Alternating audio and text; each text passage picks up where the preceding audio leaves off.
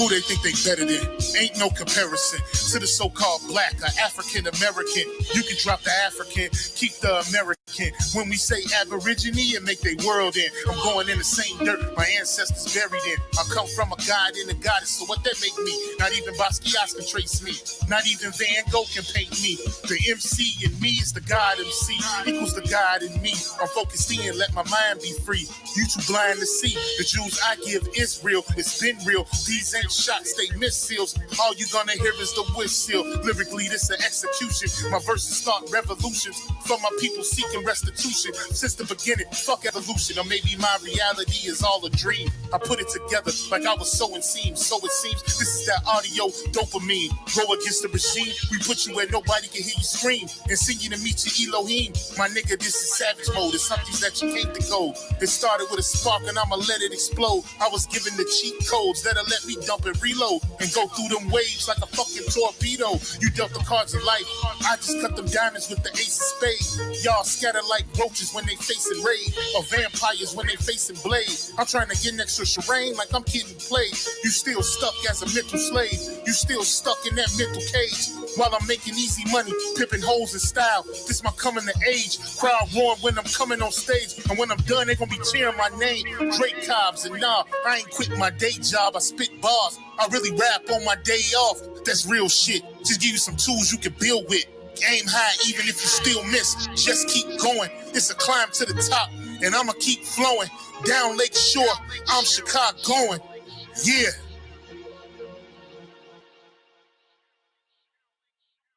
You niggas is playing checkers, we playing chess. And nigga, this is checkmate. Dre be the big dog and you just a little bait. You out of Africa and we ain't got the same traits. I'm a God being and we ain't got the same fate. My granny died February 18th and I was born on the same date. The chosen one, the ancestors' chosen son. They gave me the golden gun.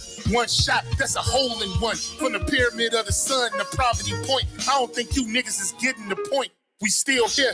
Who said they made the Aboriginals disappear? Your information's lagging in the rear. All you do is teach fear. We copper-colored with woolly hair. Am I speaking clear? So fuck the nonsense. When I rap, I touch your consciousness. From within is where you get your self-confidence. Let's bring it back to dominance. Ain't no confining us. Gonna bring that wild Indian out of us. Yeah.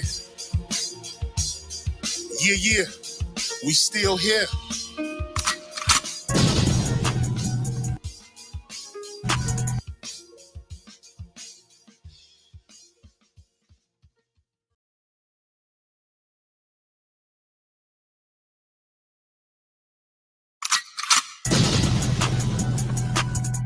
Yeah. Wild Indian, yeah. Hey, V, line them up. I'm a wild Indian, you know I go crazy. Ain't really Indian, that boy fugazi. I just keep it player, you can never play me. You got an ass so fat, girl, let's make a baby. And another one. Then I'm back to the trap, I'm trying to double some. She a bad woke chick and I love her tongue. We some jurisdiction boys, we some 101s. Look, don't compare me to no Martin dog, I'm like Malcolm X. Job about our freedom, we'll leave a crack and stretch. Round of applause, boy, you know we clapping text. Chuck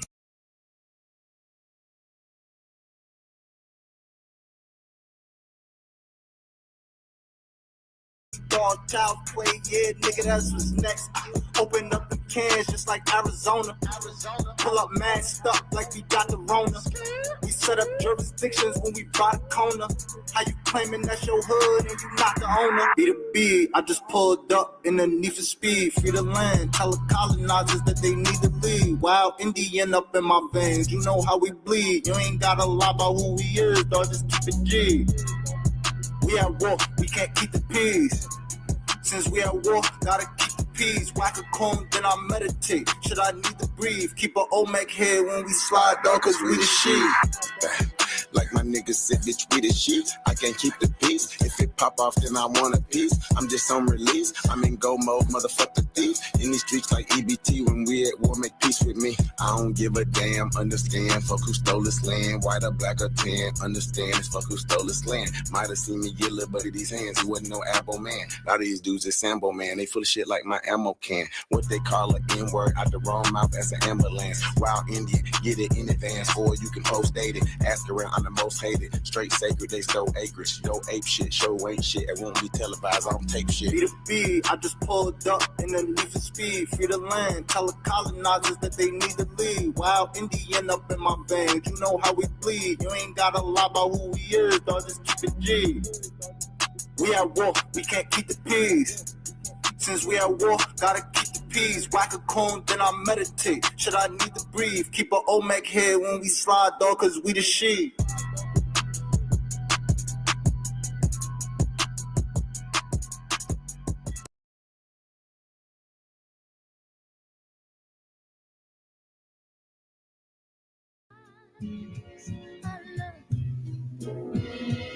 Your smile. Let the melanin show, such a beautiful glow. I wanna put my Drake 3000 in your love below. I usually switch them up every season or so.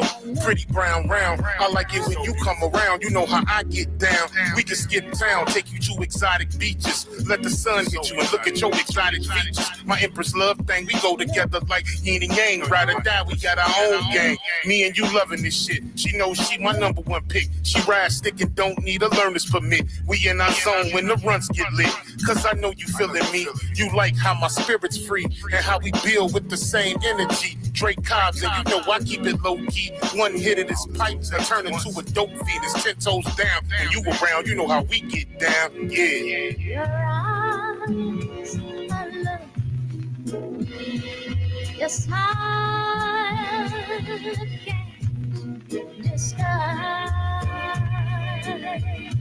Be my Mississippi and just flow with me. I give you parts you can only see. I wish the younger me was in tune with the older me. We'll be right where we supposed to be. I just want to embrace you. Whole world trying to trace you. American goddess, your image all over the planet. The definition of organic. Your body is a work of art like Chichen Itza. This copper color is nice to meet you. She says she Cherokee, wear a feather in her hair. And I'm right there. It's quite clear. Me and you together with Spark Fest. It's you and I-T-Y in the universe intertwined. Causing eclipse like when the sun and the moon align. Now that's power divine that can light up the whole skyline. The touch, your kiss, it gets me every time. Empress, you stay on my mind. You know you one of a kind because when I shine, you shine. Yeah. It's nothing like the American Indian Empress. You one of a kind. Your smile can't disguise.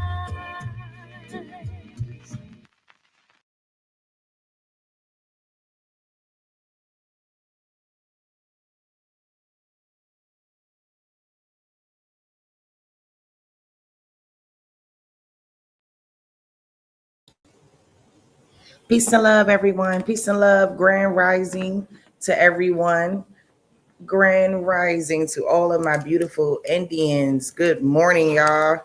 So look, I'm not going to be on here with y'all long today. It's a couple things I just wanted to discuss. Some things that's been going on that like I found both interesting and like some things I found hilarious. Some things I found like, damn, like it's really boiling down to the wire with a lot of things, and things are really coming out and things are getting ugly. So there's a couple of things that, ugly in terms of certain things I'm going to talk about. So real quick, y'all, I want to start, hold up, because that's my food in the oven. I'm going to play one more song. And then I'm just trying to put everything up on the screen real quick. I hope y'all doing great this morning. Like I said, I'm going to support the community, and then I'm going to come back. I'm going to get these things rolling, and then I'm going to get out y'all hair. I hope you guys, like I said, are enjoying your morning. I hope y'all, doing what y'all do to wind down and relax and just, vibe out with the kid for a second.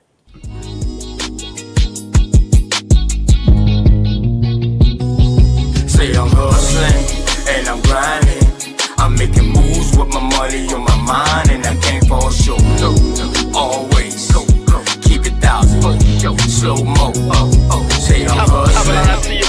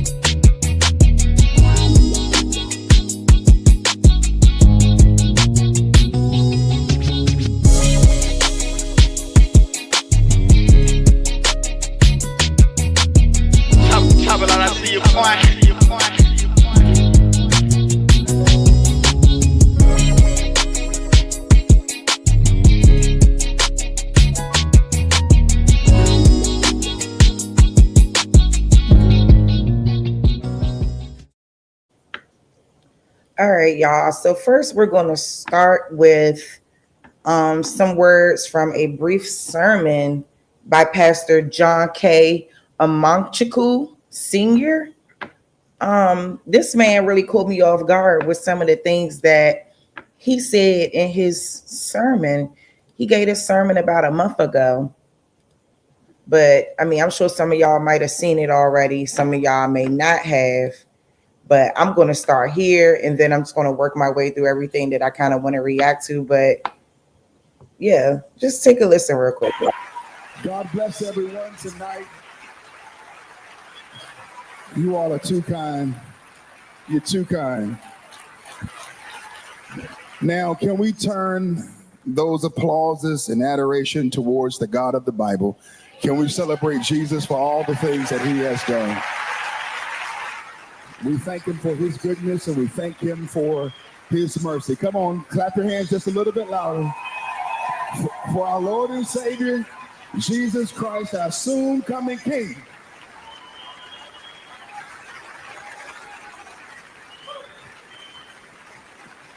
What an honor and a joy it is to be before you all tonight. I don't take this lightly that Pastor Jackson would give me the distinct honor to minister here. Can you all give him a big hand? And to his beautiful bride, Kathy, let's give her a big hand as well. I honor them both. Your pastor is a man's man, and he doesn't take any tea for the fever. He doesn't mind standing on biblical truth. And that's one of the things that has attracted me to him. He's a rare gem and a rare gift in the body of Christ. And one of the things that the church should do better, the Christian church as a whole, is honoring leaders who have stood the test of time. And so just one more time, can we just honor him for his bold stand and for his faithfulness in the kingdom? That's right. Listen, that's right. You see, it's right to honor God's man. Most people my age are slowing down. Save his boy. But I'm more active than I need to hurry buy my premium.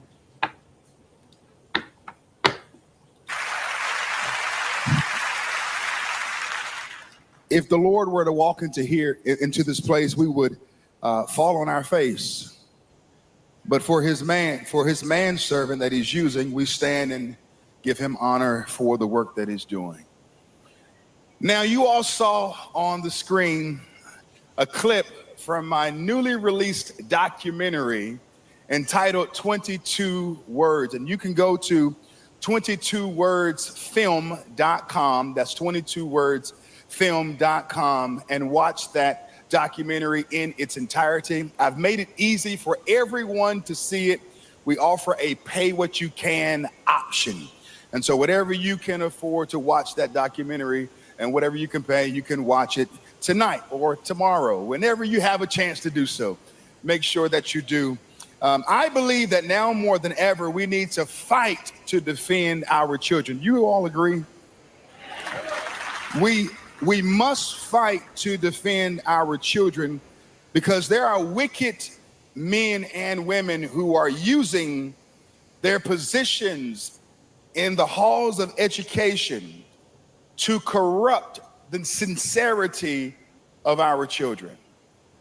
And they will not stop at anything to push their agenda. And so tonight I honor all of the teachers, all of the principals, all of the school board leaders who might be here tonight. Can we give them a big hand as well? For those of you who have served in education, both past and present, we thank you for your commitment. Come with me tonight to Romans chapter 8. Romans chapter 8, and we'll pick it up at verse 18. Romans chapter 8, verse 18. And I'm reading from the King James Version. And it says, "For I reckon that the suffering of this present time are not worthy to be compared with the glory which shall be revealed in us. Just one verse tonight, Romans 8:18. You know, it kind of sounds rather southern in the manner that this writer wrote this, Paul. He says, for I reckon. That's country talk.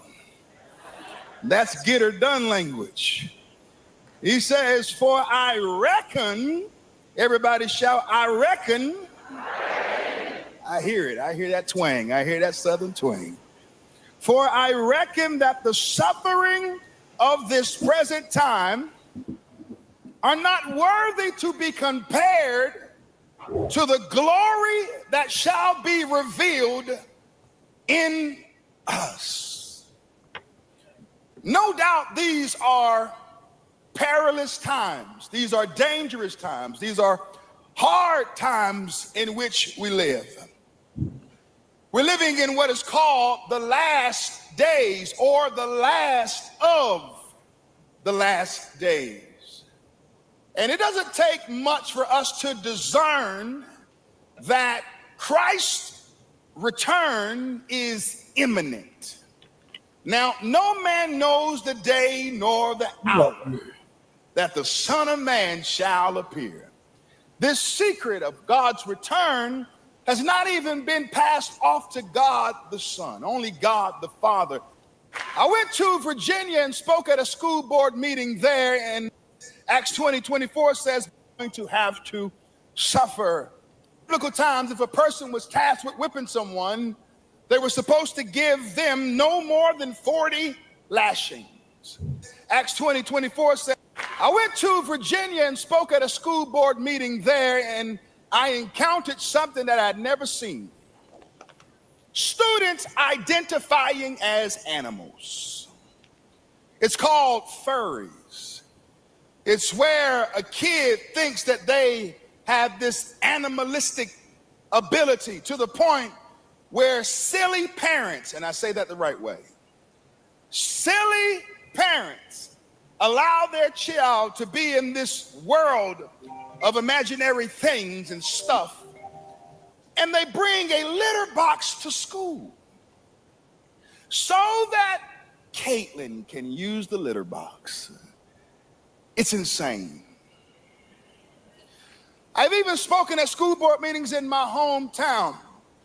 Recently in North Carolina, I addressed two issues that were going on at what is called the Wake County School Board. I call it the Woke County School Board. Two issues were taking place. Number one, we have a parental rights bill called HB 49.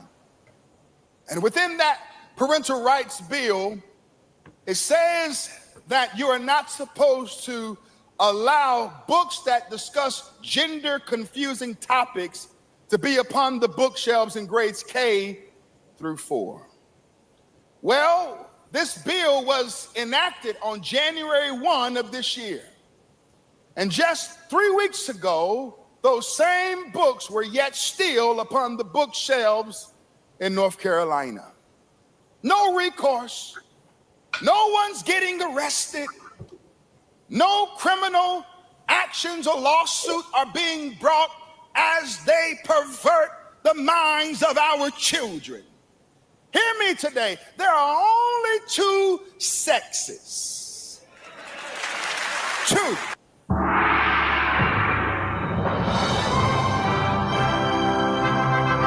It was absolutely amazingly divine. One of the most extraordinary. The Bible tells us in Genesis 1:27 that God created us what? Male and female. There is not another option and or sex. And here's another thing. Doctors do not assign a sex to a child. God does that. God does that. And not only did I address the fact that HB 49 was not fully enacted in North Carolina, but we also wrestled with an issue with a young girl by the name of Lorena Benson. She's 15 years old, and went to the school board meeting to talk about a short story that she was forced to read in school amongst her peers. This short story talked about an incestuous relationship between two cousins. Talked about putting a banana into a tomato. I'll stop there.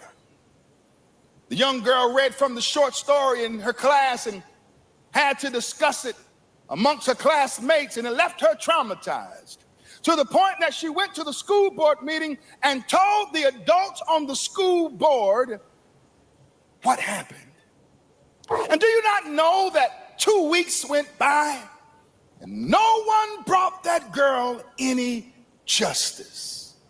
You know, everything is about justice today, right? You know, in order to convince people to kill babies, we just call it reproductive justice. But there is no justice in taking a life, nor is there any justice in sitting back and saying nothing as our children are being diabolically exploited by perverts. Perverts. Yeah. Let me say it for the person in the back. Perverts. You are perverted. If you believe that a child should go to class and have discussions about incestuous relationships and talk about sex acts, you are a pervert. That's right. To the nth degree. Now that has nothing to do with political parties. And I normally say this in the beginning. Let me get this disclaimer out of the way. I don't get my talking points from the RNC, nor from the DNC, but I get my talking points from the BIBLE. Let me put that out there. I just want to make that plain, just in case someone gets confused. This is not a plan that the Heritage Foundation has given me. I'm preaching to you that which what the Bible says, and it's a sad day. It's a sad day when kids go to school and they're met with these things. So I spoke up at the Wake County School Board meeting, and I told the tyrants on the school board who were criminals, I said, since you all like to break laws, and since you won't give Lorena Benson justice, and since you will not protect the honor of the 144,000 students in Wake County, I told them that when I get finished delivering my message, I'm not leaving the podium. See, this is called peaceful civil disobedience.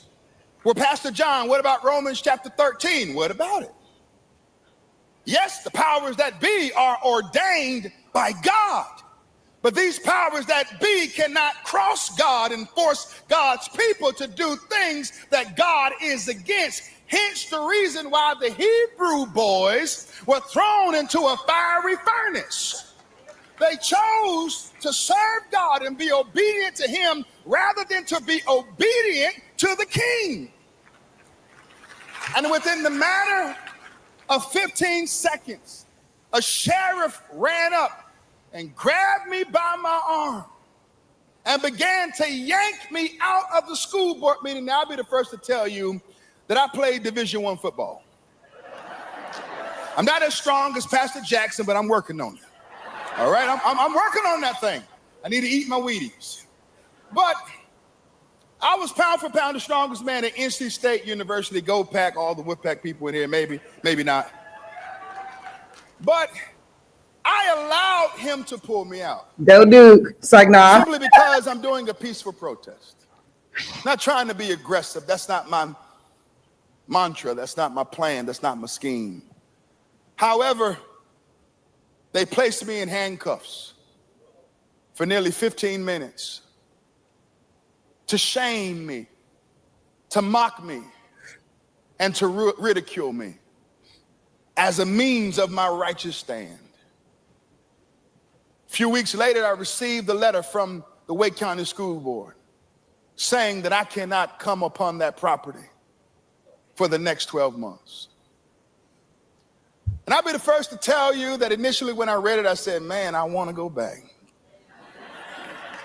But then I read somewhere where the Bible says if a city doesn't receive you, don't even let the dust cleave to the bottom of your shoes. So I'm off to the next state to stand for the God of the Bible. I went to New Jersey and spoke at a school board meeting there, and in Nevada and in Florida, where I was able to help defeat a Satanist who wanted to ban the Bible in the library. Go figure. And on the day when we were supposed to have a hearing, for some reason or another, when I flew from North Carolina to Florida, the Satanist got sick and didn't show up for the school board meeting, and the devil lost again. No one seems to know this, but Amazon I'm actually has a 50. I'm trying to get him to get to something. It's something I'm trying to get him to get to. I just gotta wait for him to get to it a little bit. I'm sorry, y'all. Their income with this one.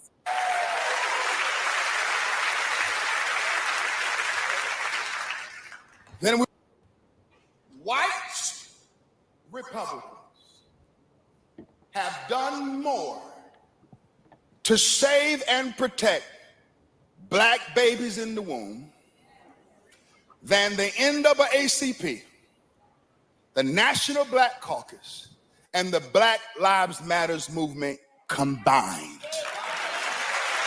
It's true. It's true. Now, if you get mad, send the letter to me. Go to my website, iknowgod.us. Don't send it to Pastor, send it to me. I said it. Here's why. From 2010 all the way up to 2021, our church at that time had adopted a local abortion clinic, and we're still working there. We call that abortion clinic Satan's Porch. It's a place where babies go to be sacrificed to a god called Molech. It happened in biblical times, and it's happening today. When I would go out to that abortion mill, oftentimes nearly 70 to 80% of the people outside trying to save the babies were white. But nearly 70 to 80% of the babies who were being aborted in the clinic were black. But I'm supposed to believe that America is a racist nation. See, when you work and you do ministry, some of these lies that are being propagated upon us, they become dissolved because you see the reality. And see, when Roe v. Wade was overturned, what did the NAACP have to say about that? I'll tell you. They said something. I'll tell you what they said. They said, this is going to harm black female women. It's going to harm them and put them in a bad position. And now they're not going to be able to make it because they can't kill their babies. See, the people who claim that to be, anti-racist, when they take these pro-abortion positions, they fail to realize that the most racist thing that you can do is to support Planned Parenthood.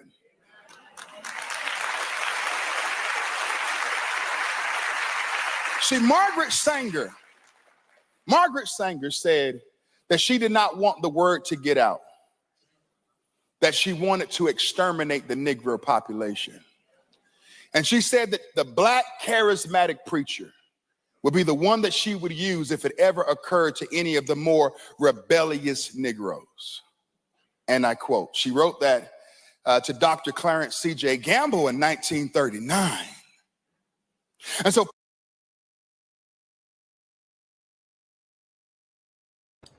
So that's all your Jesse Jacksons, your Reverend Al Sharptons, your, whoever that person may be. Yeah, this is what I wanted to get to. See, I gotta do better. But this is what I wanted to get to right here.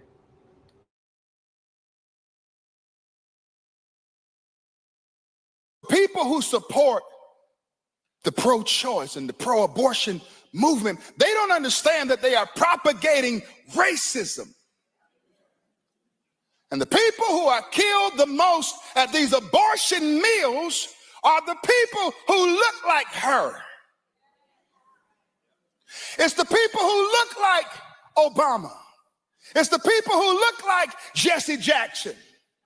It's the people who look like Reverend Al Sharpton. Don't get shy, clap your hands, come on. It's the people that look like them. They are dying the most.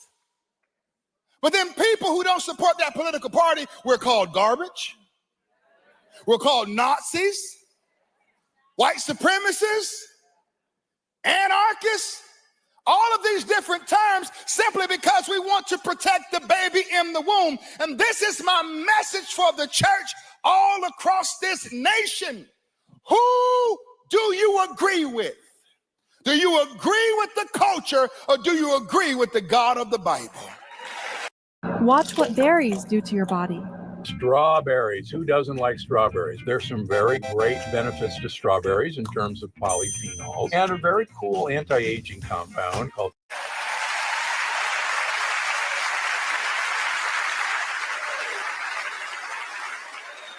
Who do you agree with?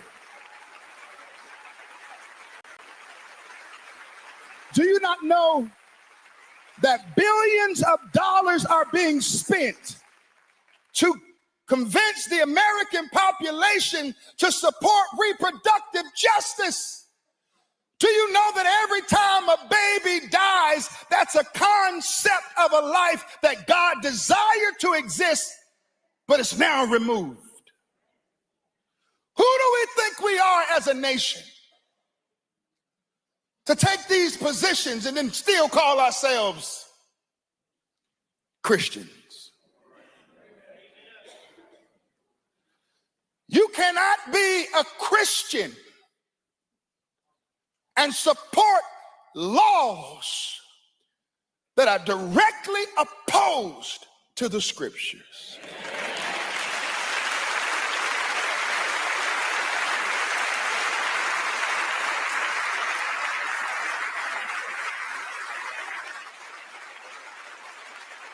You see,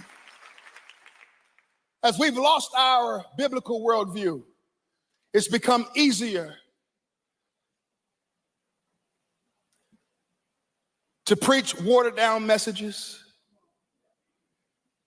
scratch some ears. We're called to be the salt of the earth, not the sugar of the world. It's become easier to lie to people and pacify people because technically we are biblically illiterate. We need hooked on phonics for Christians. Hey, wow. That's why every election cycle we have this conundrum of woke pastors saying, well, you don't have to vote. Do you not know that nearly 41 million Christians are choosing to sit out this election? We have the ability to speed up evil at the ballot box to slow it down. Choose. Now, there's no perfect political party. Let me be the first to tell you. As I've traveled this country, I've dealt with lying liberals and ratchet rhinos. Ooh. I've had my fair share of Republicans who did not want me to address the pornographic books that are upon the bookshelves, who wanted me to do it in secret in the same manner that Nicodemus came to Jesus. But I don't come to people by night. I came and spoke at the school board meeting anyway, and we had those pornographic books removed as a result of it.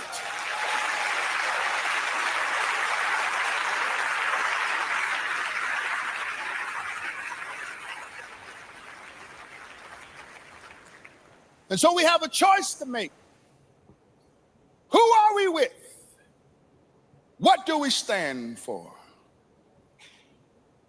The Bible says, in him we live, we move, and have our being. That's why I emphatically say that I'm not with her, because I'm with him.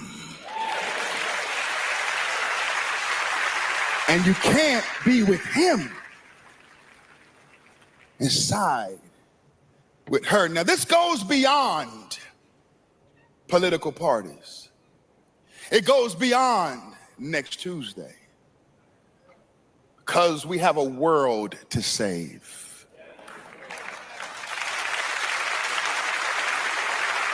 But how can we engage this culture if we're afraid to vote biblical values and express where we stand. Everyone's coming out of the closet. The homosexual comes out of the closet. The pervert comes out of the closet. The pedophile comes out of the closet. The abortionist comes out of the closet. The trans person comes out of the closet. When is the church going to come out of the closet? And I'll let him land right there. And I'll let him land right there. So put some fire emojis in the chat. What y'all think about that? I thought that was interesting. Like, I've never heard a pastor speak in that manner. You know, like, I mean, outside of him connecting everything back to the Bible, which obviously I'm not going to agree there. I mean, maybe in terms of some events and maybe some of the stories within the Bible, you know what I'm saying? But outside of that, you know what I'm saying? I've never heard a preacher speak like that before. And, you know, we need more people, you know, whether we agree with them you know, in the ideological sense or not, you know what I mean? It's like, if they're telling the truth, shouldn't that matter for something? Because I think a lot of times, you know, because somebody's a Moor, because somebody's a Hebrew Israelite, because someone's a Christian, you know what I mean? Like, does that delineate the truth? Does that delineate them from speaking the truth, right? So we just got to be real careful, you know what I'm saying? But I felt what he said was 100 in regards to abortions and in regards to, you know, what's happening, you know what I'm saying? But I want to shift gears a little bit, y'all, because I thought this was like, I ain't gonna say, I thought it was funny, but I also thought it was sad at the same time, because, you know, it just shows the ongoing issues that we have in relationships, like how some of us could be. And you know what I'm saying? And it's not cute when it's all said and done. So I'm gonna show a little bit of her video because I think she got this clip on here. Shout out to Pink Book Lessons. I'm sure she has this clip, and I thought that this was wild. Okay.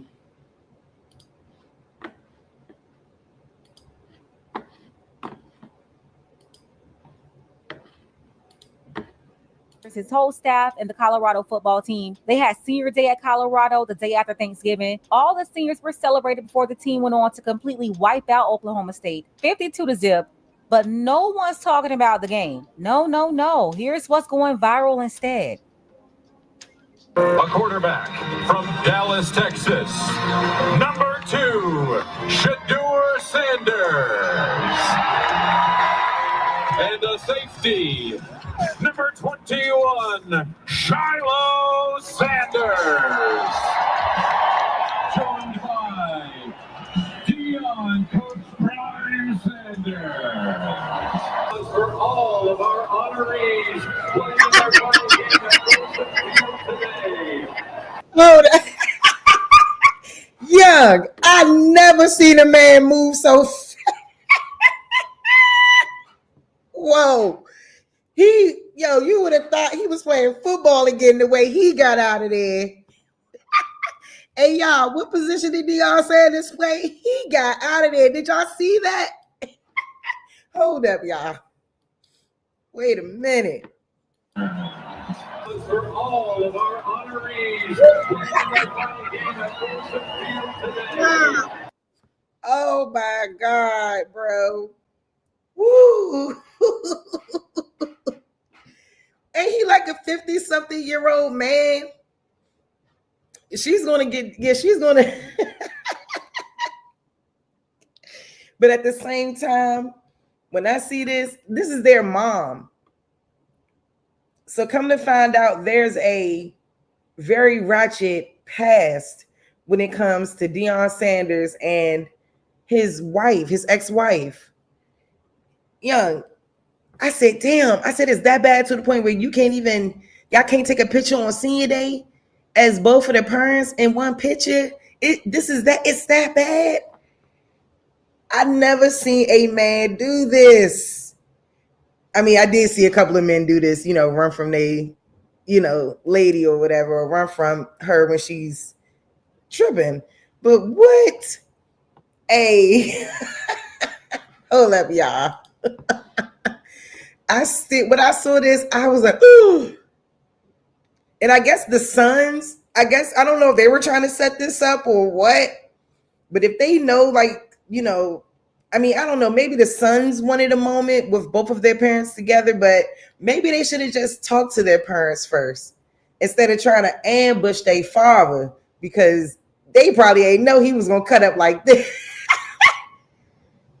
One, Shiloh Sanders. Joined by Deion Coach Prime Sanders. For all of our wow, that's her right there.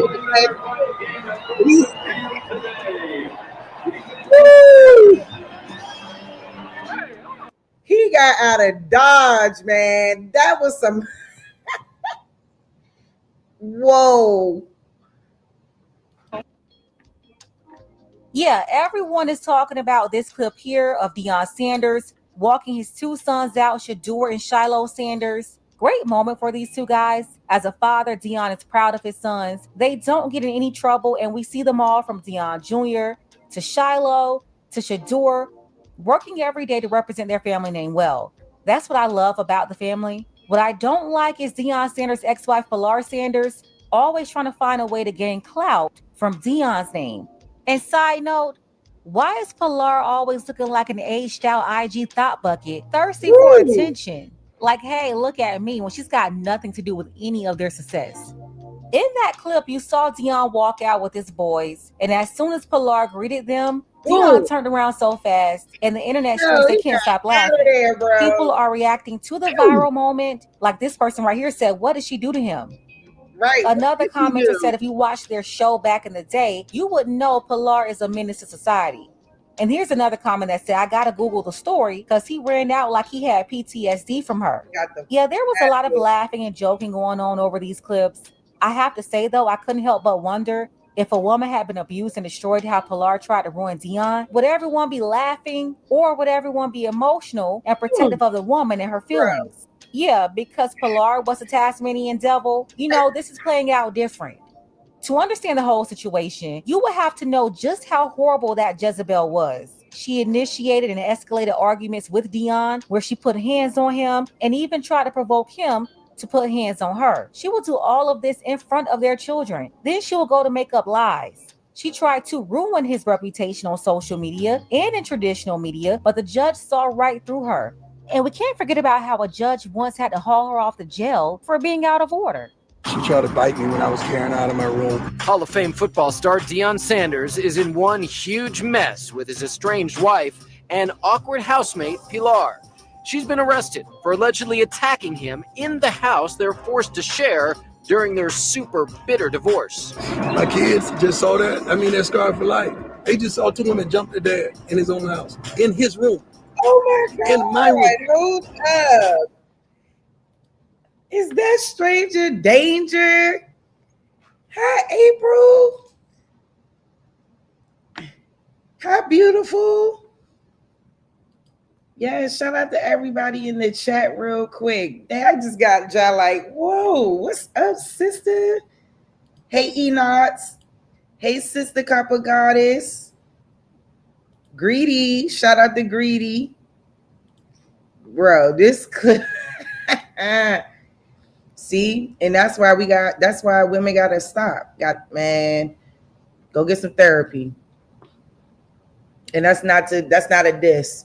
That's just straight up what it is. Because it's like when you got children, I mean, obviously this woman has not made his life easy. I've never seen their reality show. Like, I never, none of that. So all of this was shocking to me. I was like, wait, what? So I had no clue. Maybe I was just a youngin' when all of this was going down. But yeah. It's sad, man. Police were called to Deion's suburban Dallas home last night. As he left the home after the drama, Sanders told Dallas station KXAS that Pilar attacked him while their two sons watched. But my son was pleading to her to get out of the room, please leave him alone. And they just headed to it and just jumped me. I promise to God on my mama, never touch her. Just minutes after police were called, Sanders tweeted, quote, "Pray for me and my kids now. They just witnessed their mother and a friend jump me in my room. She's going to jail and I'm pressing charges." And Deion appears to be keeping his word. Pilar was arrested on suspicion of assault family violence, and this is a misdemeanor. Deion got custody of all 3 of their kids, his youngest daughter and their 2 sons, Shiloh and Shador. Still, after all of these years, Deion, he never stood in the way of Pilar having a relationship with their children, but you'll never really catch the 2 of them close together. Even when Shiloh had surgery, he was in the hospital, Pilar walked in the room, Deion walked out. He won't even share a room with her, and he's got good reasons to stay away. If you only knew everything this woman did to him. But yeah, there's usually about 50 feet of separation between the 2. In this case, it was probably too close for comfort, and Deion was ready to leave from that evil witch's presence. Now you have people on social media, online, in the shade room, they never know what they're talking about, saying that Deion only ran back to walk another player out on the field. Well, that couldn't be the reason why he ran away, let me tell you. Deion did walk out his other player, Jimmy, on the field, but that was before his sons. Shiloh and Shador, they were the last ones out. So he didn't have to run back to walk out Jimmy. He walked out Jimmy before he walked out his sons. Jimmy has no family support, his dad is in prison, and he wanted Coach Prime to walk him out on senior day. Jimmy Horn Jr. Jimmy's like my kid. I love him that much. We've talked about some personal things throughout his couple years seasons here. I want to go with him Sunday to see his father as well. But he just turned around and asked me. So that's how that transpired. And I say, you don't have to ask me twice. I got you. And just speaking the pleasantries along the way. No doubt about it, Coach Prime. He's been very supportive of Jimmy. I mean, and when I'm telling my kids, we had an instance on the sideline this last game where Jimmy was having a horrific game. He's a receiver, Jimmy Horn. And I said, Jimmy, you're a dog. We from Florida, man. And guess what? Pop is at the crib and he's incarcerated watching you. I agree, April. I agree 100%. Sons are going to always love their mothers down. Sons are going to love their mom down, period. Okay. And that's why I'm like, I think they should have just sat down and really just talked to their dad about it and just been like, Dad, we would just really like a photograph with you and mom on our special day. I think that, if they would have sat him down instead of kind of trying to ambush him a little bit, I think they could have got a better result. If he is a reasonable man, despite what they've been through, she's still the mother of his children.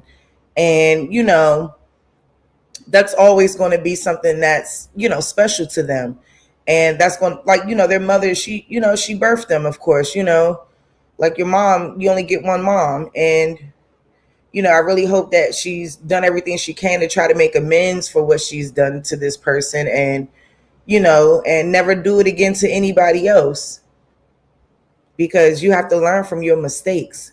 I don't know if this was her actions were mistakes or just reactions to emotions, and it's hard, but I just wish they would have just talked to him first, because now they got this entire viral moment. And I'm sure that's not how they wanted it to be, but I think they should have thought that through a little bit more, considering the past. But they were little when a lot of things were going on. Yeah, that's how I felt, Copper Goddess. Like they took away, he could have took a picture and just left. He ain't have to stand next to her. Stand on the other end. Put the 2 sons in the middle. Mom, you stand on one side, you stand on the other side. Take the picture and go. Just some things don't got to be made a complete spectacle. You know what I mean? And like I said, we don't know what type of damage or, we don't know what happened.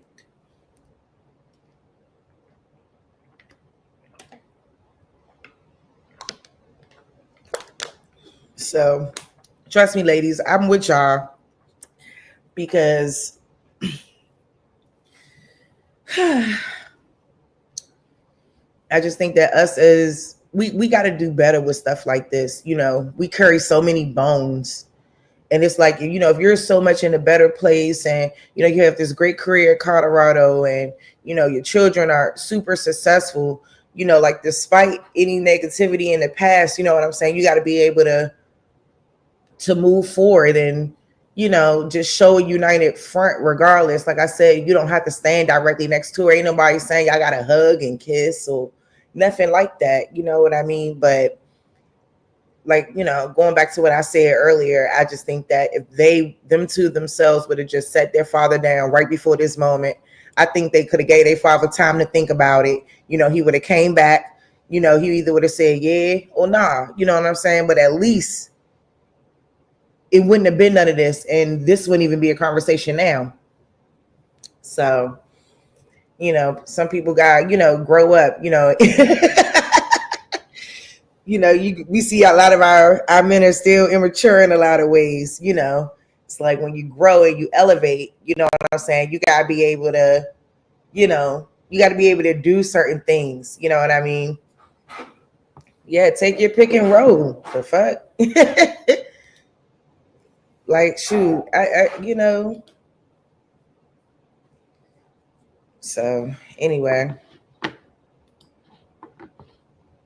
Right now. And he wants to clap in front of all his different inmates because he believes in his son. We're going to make Pop proud tonight. That's what we're going to do because his son is a dog. Now you go out there and show the world who you are. And in return, he went and caught the touchdown, the game-tying touchdown. And he was having a horrendous night, but just speaking life into Jimmy and understand where he was, where he was located. I've been there. Because I sympathize and empathize with him and I know his background and his situation. So I'm able to pull that intangible out of him that I connect to him in a pivotal time like that. And that's why I got to know my kids. I got to know this team. I got to know them individually as well as collectively. He will literally go above and beyond to help him out. He even made a video for his dad's parole board. So Coach Prime, he's going to stand on business for his players and of course his own sons, but he's also going to protect what he's built. Pilar literally tried to destroy this man using the same playbook as a lot of these narcissistic Jezebels. You know, find a rich athlete, get married, have a bunch of babies, then act a fool every day, spending up all his money, all out of order, while at the same time adopting this who gon' check me boo attitude, and turn into a spoiled, entitled child to continue to have your way. This woman was so unbearable. Deion is the one who filed for divorce. Pilar told so many lies to try to take Deion for everything he had. She wanted everything from him that she had no hand in building. And when the judge wouldn't give her everything, she did more damage to try to stop him from ever getting a check again. Yeah, this woman tried to ruin his career as an analyst. She tried to ruin his career as a coach, but nothing worked. He only grew bigger. Yeah, his light never stopped shining. Now he's sharing that light with his sons, and Pilar is always somewhere around trying to figure out how she can steal some of that shine too. For one, she never dropped the last name, and we all know why. If Deion Sanders was really what she tried to paint him out to be, why are you still walking around with his last name all these years later? We all know why. Because the reputation he built with that name is still valuable, even though she tried to suck all the value out of it. Oh yeah, and it's so valuable. She's still trying to eat off of it today, attempting to be a social media star and vlog her life after she failed at being a reality star. The problem though is nobody's trying to follow Pilar to see what she's doing today. So yeah, that's not going too far. Listen, when you have someone that toxic who try to destroy you, yeah, I get it. You want to protect your space. Now, lucky for Pilar, Deion isn't vindictive. The kids are still encouraged to support their mom and have a relationship with her, so she's definitely going to stay around in proximity of the money. And although Deion won't deal with her, he's not standing in her way of still being involved in their children's lives. If this was the other way around, though, yeah, of course not. Of course not. Yeah, that's her name, Pink Book Lesson. She do be having an interesting opinion. Like, of course she gonna be around. You know what I'm saying? She the baby mother. She's the ex-wife. Of course she gonna be around. But anyway, like I said, I get it, but at the same time, I think that the way they handled it. He handled that was kind of immature. So all right, y'all. So moving on. So as we know, there's been a lot going on in the world of entertainment and all that stuff. We all understand what's been happening with Sean Puff Daddy Combs, and now with the more recent allegations against Jay-Z coming to light. 2024 has been a year that has really been eye-opening in terms of, a lot of things coming out about people, a lot of things, are being what they would call, quote, exposed. And I think in this case, it's no different with Jay-Z. I'm not sure allegedly what's going on. And, I don't have any assumptions either way about how this played out. I'm just going to read his statement and, view a couple of videos on people's thoughts around what has happened with Jay-Z. I think people felt like with his close proximity to Puff Daddy, that it will only be a matter of time before something like this will come about. But, there's a lot of pushback going on around it. So I guess we'll just have to watch it as it continues to unfold. But usually I don't get into this kind of tea because I always feel like Jay-Z's, the Beyoncés of the world, those people, they're in a different weight class. And I never ever would feel like those people in that class would ever come down and,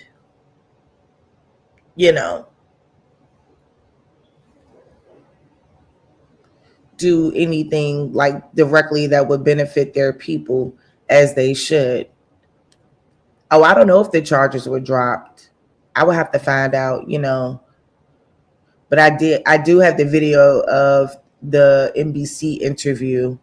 But first, I just want to briefly read his entire statement because this is interesting.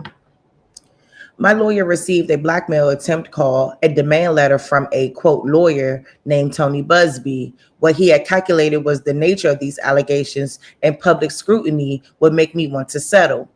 No, sir, it had the opposite effect. It made me want to expose you for the fraud that you are in a very public fashion. So no, I will not give you one red penny. These allegations are so heinous in nature that I implore you to file a criminal complaint, not a civil one. Whomever would commit such a crime against a minor should be locked away. Would you not agree? These alleged victims would deserve real justice if that were the case. This lawyer, who I have done a bit of research on, seems to have a pattern of these types of theatrics. I have no idea how you have come to such a deplorable man, Mr. Busby, but I promise you, I have seen your kind many times over. I'm more than prepared to deal with your type. You claim to be a Marine. Marines are known for their valor. You have neither honor nor dignity. My only heartbreak is for my family. My wife and I will have to sit our children down, one of whom is at the age where her friends will surely see the press and ask questions about the nature of these claims and explain the cruelty and greed of people. I mourn yet another loss of innocence. Children should not have to endure children should not have to endure such at their young age. It is unfair to have to try to understand inexplicable degrees of malice meant to destroy families and human spirit. My heart and support goes out to true victims in the world who have to watch how their life story is dressed in costume for profitability by this ambulance chaser in a cheap suit. Damn. You have made a terrible error in judgment, thinking that all, quote, celebrities are the same. I'm not from your world. I'm a young man who made it out of the project of Brooklyn. We don't play these types of games. We have a very strict code and honor. We protect children. You seem to exploit people for personal gain. Only your network of conspiracy theories, fake psychics will believe the idiotic claims you have levied against me. If not for the seriousness surrounding harm to kids would be laughable. I look forward to showing you just how different I am.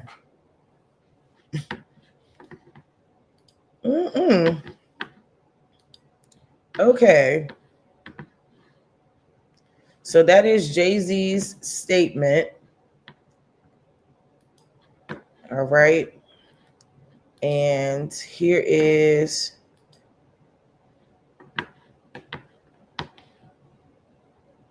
always advocate for yourself and be a voice for yourself. You should never let what somebody else did run your life. A 38-year-old mother from Alabama who has filed a lawsuit accusing Sean Diddy Combs and Jay-Z of raping her when she was 13 years old is speaking out to NBC News for the first time. She asked us not to reveal her identity. What made you want to come forward and talk today? Because I think that I've been quiet long enough about what I've been through, and it's been hard enough to be quiet. But it's a chapter of my life that I'd like to close. An NBC News review of her account found inconsistencies with her allegations. She says that she went to the MTV Video Music Awards in 2000 to catch a glimpse of her favorite celebrities. You weren't scared to be all alone? No, with having autism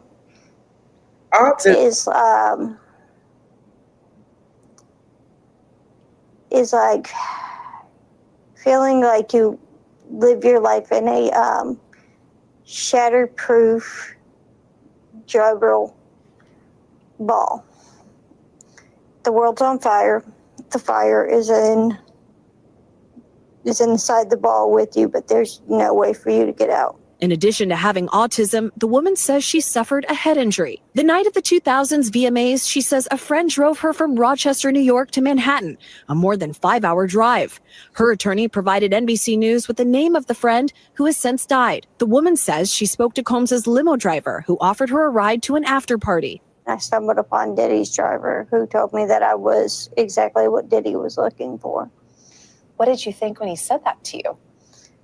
I thought it meant that I was just pretty.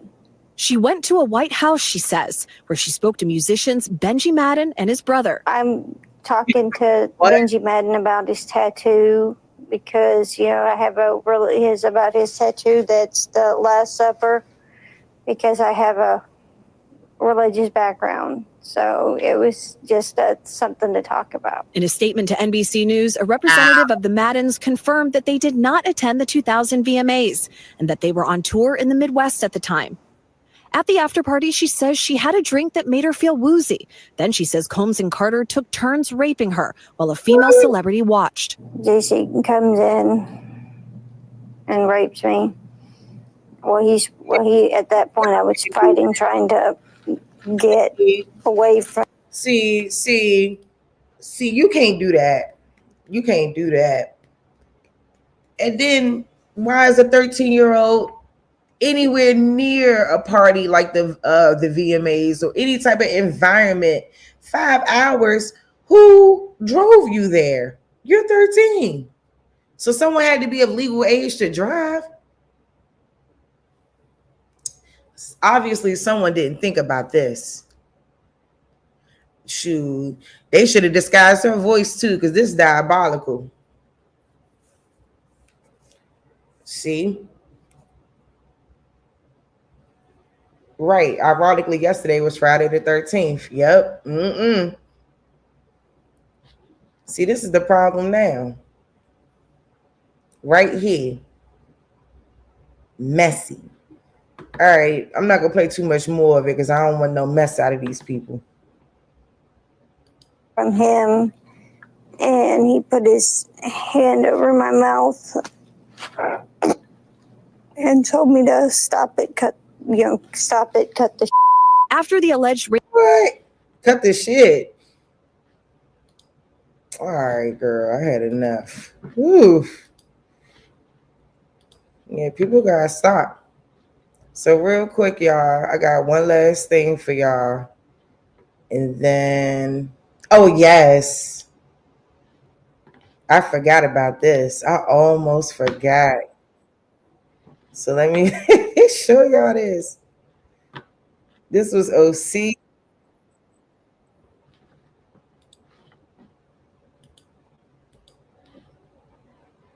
Man, Busby, you better go ahead, for he won't be practicing law no more. Allegedly. You gotta say 11,000 online ads daily. Here's how a man's life would change if he used pie. Day 1. This fucking text message right here changed my life forever. About a year ago now, January 9th, I get a text message telling me to get a DNA test from Ancestry. And I think it's fake. I FaceTime my friend and I'm like, listen to this. And she's like, I swear my gut's telling me this is real. You need to respond. So I respond. And then they write me back. I was shook that they responded. And I let them know that I'd already done 23andMe the year before because it was on sale. And I was hoping I was going to find that I was like secretly exotic or related to royalty, but I'm just English and Irish like I thought I was. They even made a burner account on Facebook to message me and my husband saying I need to get a DNA test from Ancestry. They would not provide me with any sort of proof that this was real. And obviously I called my mom immediately saying, what the fuck? So a little backstory, my parents divorced when I was 9. I was very close with my mom and she always told me the story that like she was an alcoholic and my dad cheated. My dad was a cheater. So when I called her and she says, I know exactly what you're talking about. I had an affair. I almost fell off my fucking chair. She had an affair with a guy 10 years younger than her when she was in college. They went away for like a weekend or something and it was a one-time thing, but he even saw her on campus and said, is that mine? And she denied it. This bitch either gaslit herself or thought she was going to take this shit to her grave. Imagine. So I order an ancestry test immediately.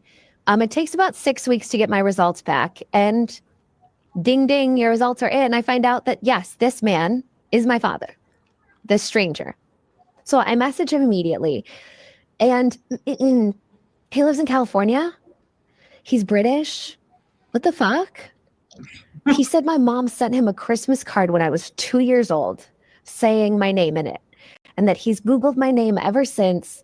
And in 2007, my name popped up and he saw a picture of me and he knew immediately that I was his daughter. So he emails my mom wanting to get in contact with me. And she denies it and kind of threatens him and says, please do leave us alone. Do not ever contact me again. She's mentally unwell and something bad would happen. She might harm herself if she ever finds out. So what did he do? He followed me on social media my entire life. He watched me date my boyfriend, get married, have babies, everything, all from the outside, not able to know me. I'm telling you, this picture freaked me the fuck out. I have so much more. Let me know if you want a part 2. Hi guys, welcome back to my channel. Thank you so much for clicking on today's video. So in this video, we are talking about DNA tests that match you with your families or unknown relatives that you did not know before. Or sometimes these DNA tests are also used to solve cold cases because now they're able to match DNA to find out who the perpetrators was before. But in this one, we are sharing different family members, different creators sharing their experience of finding their different family members that they did not know exist. And some of these cases, guys, are pretty shocking. So you are in for a good video today. So let's get into the video and let me know what your thoughts are. Have you ever done one of these DNA tests? Have you thought of doing one of these DNA tests? I was always hoping that I would be gifted one of them. My grandmother took a secret to her grave and we just found out what it was. She passed back in 2002, and at the time we thought she was born in 1933. We knew her name.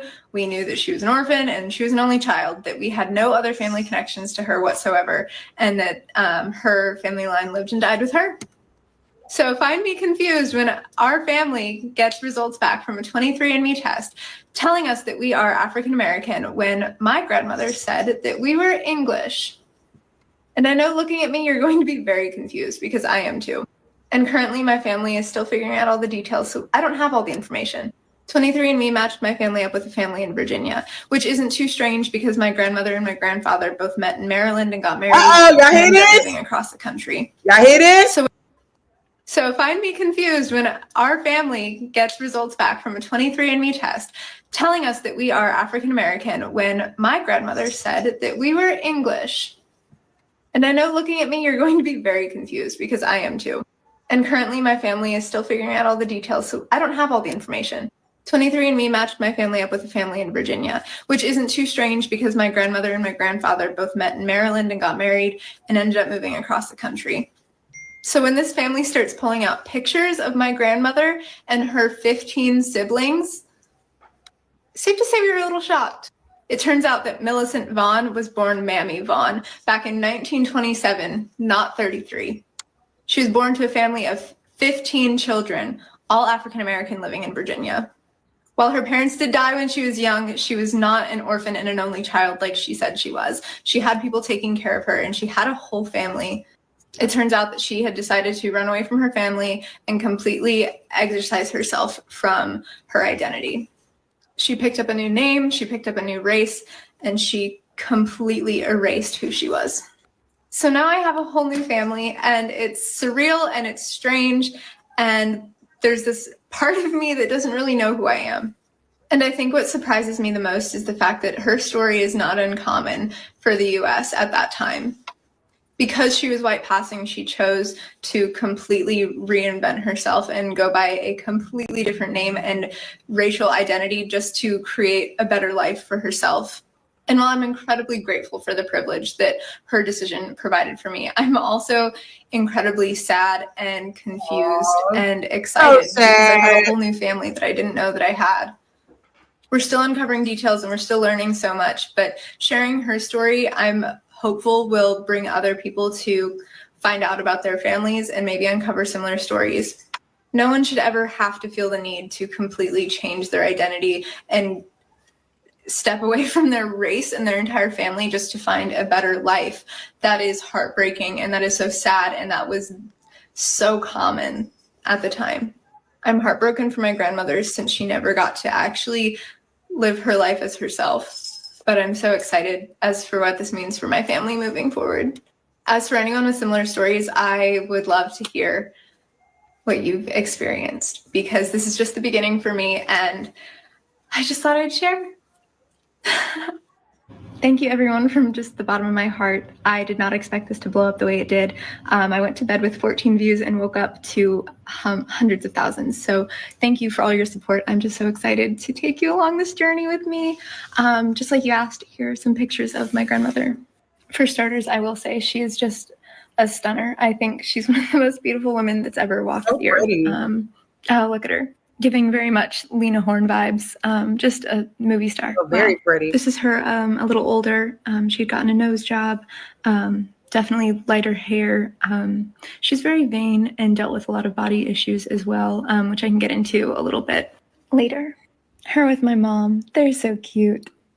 Just beautiful woman. This photo was provided by her family. I believe that's her, but don't quote me on that. And definitely my favorite photo, her and my granddad. I feel like you can tell so much here, the difference in skin color. She was just so beautiful. Let me know if you want more. This is the comment right here. Thanks for sharing. I have a similar story with DNA. I found 9 siblings with my mother. She raised them, but not me. I feel your trauma. And that has to be very, very, very traumatic. And here we go. Cooking for one doesn't make sense.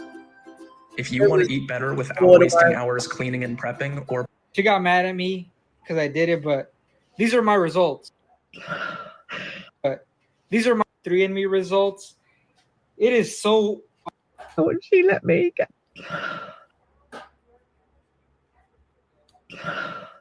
I'm gonna have a panic attack. I'm so confused right now. I got my 23andMe results. It is so off to what I thought. I told my mom, like, let's both do it. She insisted not to because it's a scam or whatever she said. I still got it. She got mad at me because I did it, but these are my results. That shit was telling me a bunch of stuff about like Filipino and other countries, but my family's Mexican. Like on the results, nothing says Mexico or nothing like that. Like my grandma, all of them are like Mexicans, but none of that pops up on my results. It's like so weird. Dog, am I somehow Filipino? My mom didn't know she's Filipino. How? This is confusing. Like, how is my ancestry Filipino?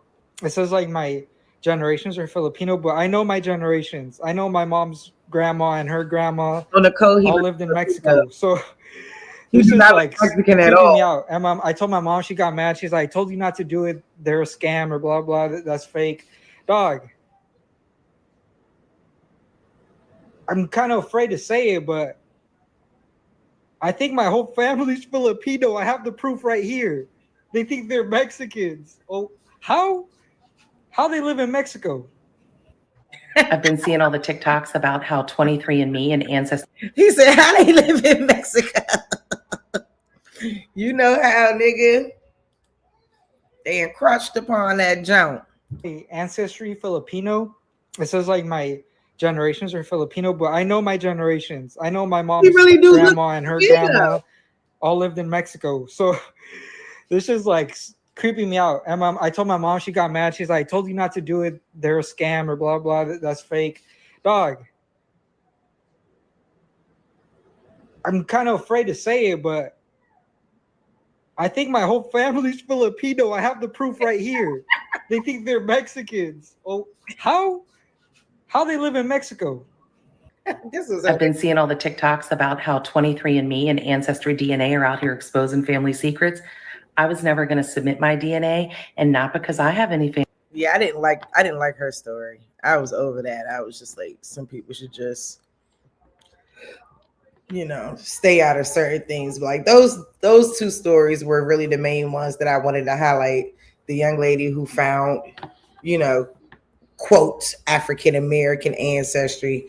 I hate when they say that. But anyway, y'all, hold up. I think that's all let me make sure. I think that's really all I had. I didn't have much because I do have one more thing.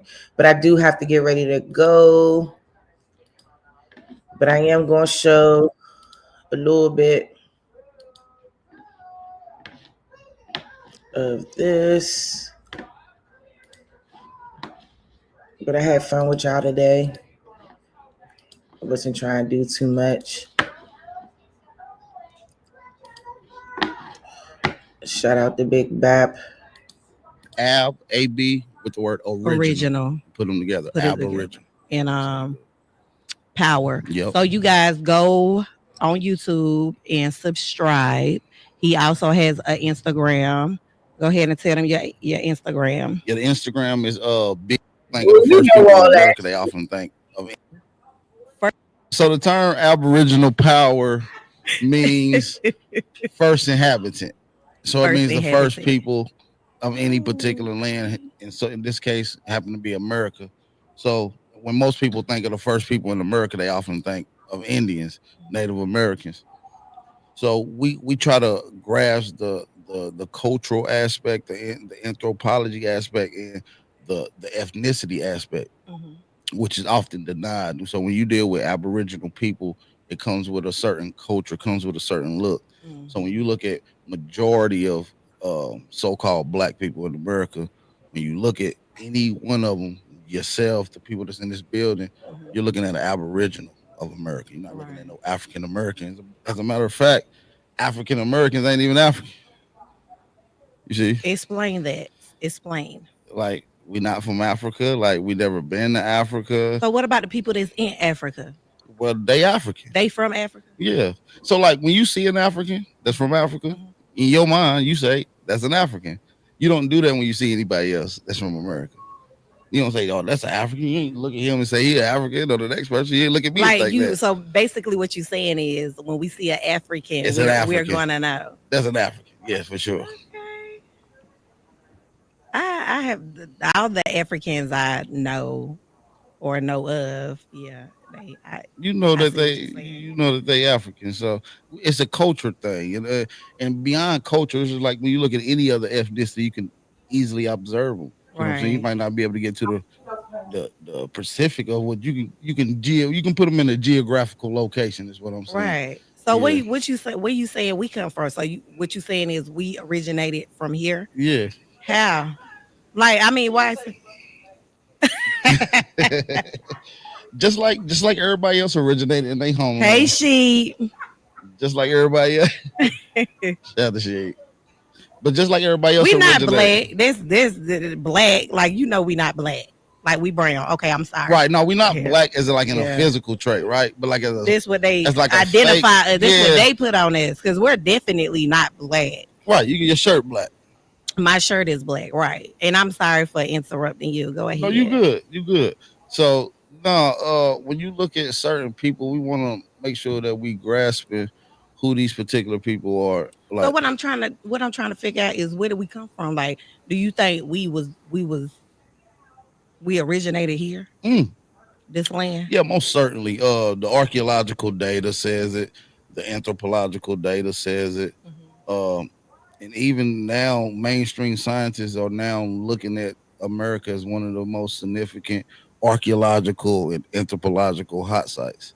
At first, they was Jesus. ignored. You know. A lot of us don't understand these words that you're Okay, using. so archaeological is we so have no idea. That's funny as hell. So Because I don't. let's get it. I know Let's they get it. don't. You know, archaeological research is things that people before us that's no longer here left behind. Whether it was artwork, pots of pans, silverware, literature, that's archaeology. Anthropology is the cultural aspect behind it. So the things that signify who they are. Right. So what? I'm intrigued now because you hear. Yeah. I done did a little bit of research, and I don't know if you know about me or whatever. I'm spiritual, whatever. Okay. But I'm intrigued now because you up here using all these big words and stuff. And so, how did you even get on this level? That's crazy. What happened? Consciousness, right? So I guess it's a funny story.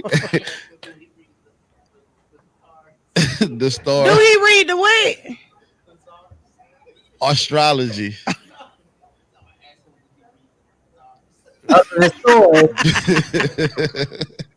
No, I don't read no stars just to answer that. But what was your question again? I don't forgot. What made you start, first of all, even questioning life? Because you have to be on a level where you're starting to question life to even get on this type of level where you're researching and studying and learning and figuring out about where we originated from, the way of life, and all that. Like what happened? Like what did you experience? What was life for you that made you want to go down the rabbit hole? Yeah. Right? That's a good question. I guess we all come from different circumstances, and we all individually have our own stories to tell. Right. Culturally, we all probably come from the same environment, heavily deprived, heavily indoctrinated when it comes to education, not really improv when it comes to education as well. So we come up from a neighborhood where we got to make do what it do. So sometimes it could be troubling, sometimes it could be mischievous, but to make it through certain circumstances is, I come from the hood, you know what I'm saying? I come from what they would call the hood. And so living in those environments, you were able to be exposed to certain things. So, maybe just the environment, kind of molded you to start questioning things. Okay. So, I mean, was you intrigued as a child? No, I was a Christian. My grandma grew up Christian, so I was in the church. You was in a church? Yeah, I went to church like you 3 days a week. You think that was wrong with life? No, I thought Jesus Christ was the way to go. Yeah, Lord. Jesus Christ. Okay. Well, so I just be intrigued about what started your journey or whatever, because it's right. You on the right path. Like we know this stuff ain't right. Something ain't right. We know something ain't right. Something ain't right. Right. Okay. And I feel like that it's different ways to skin a cat. So just the way I look at history and the way I look at mainstream narratives may not be the same way you look at it. Right. But don't mean that mine or yours is wrong. It just could just be a different perspective. Right. And your perspective may be easier to deal with for the next person, or my perspective might be easier for the next person. So we just create different pathways for people to be able to use. Right. You know what I'm saying? Right. So what's your ultimate goal? Like, what is the ultimate message that you're trying to get to our people? Well, the ultimate message is knowledge itself. A lot of people want to have success. A lot of people want to reach power. A lot of people want to be bigger than what they are, what they say Right. larger than life. But the true power is knowledge itself. Yeah. If you don't know who you are, what your roots is, you ain't gonna know where you come from and potentially where you headed. Right. So you want to know what the things that where you come from, the people you come from, what are some of their attributes, what are some of their contributions, what are some of their Right. innovations, what things did they invent, Right. and we want to see if we can amplify that or even do it even better. You know what I'm Right. saying? You ain't gonna be able to do it better if you don't know who the hell you is. Right. Right. So how can they find out who they are? And I'm not necessarily saying where they come from, like they ancestors or like all that type of stuff. Like I literally believe that we all are here on a mission. Okay. And we all have a job. We all a job to do, Right. a mission to accomplish, a purpose. So is it any type of advice or knowledge you can give to me and the people on how to figure that out? That's a good one. First of all, trust yourself. Be humble. Don't be emotionally attached to things that you're learning, because oftentimes things that you learn could turn out to be wrong. Yeah. In the future. So don't get emotionally attached to it. Be able to rotate with truths and facts. And another way to start figuring out who you are and who your peoples are is genealogy.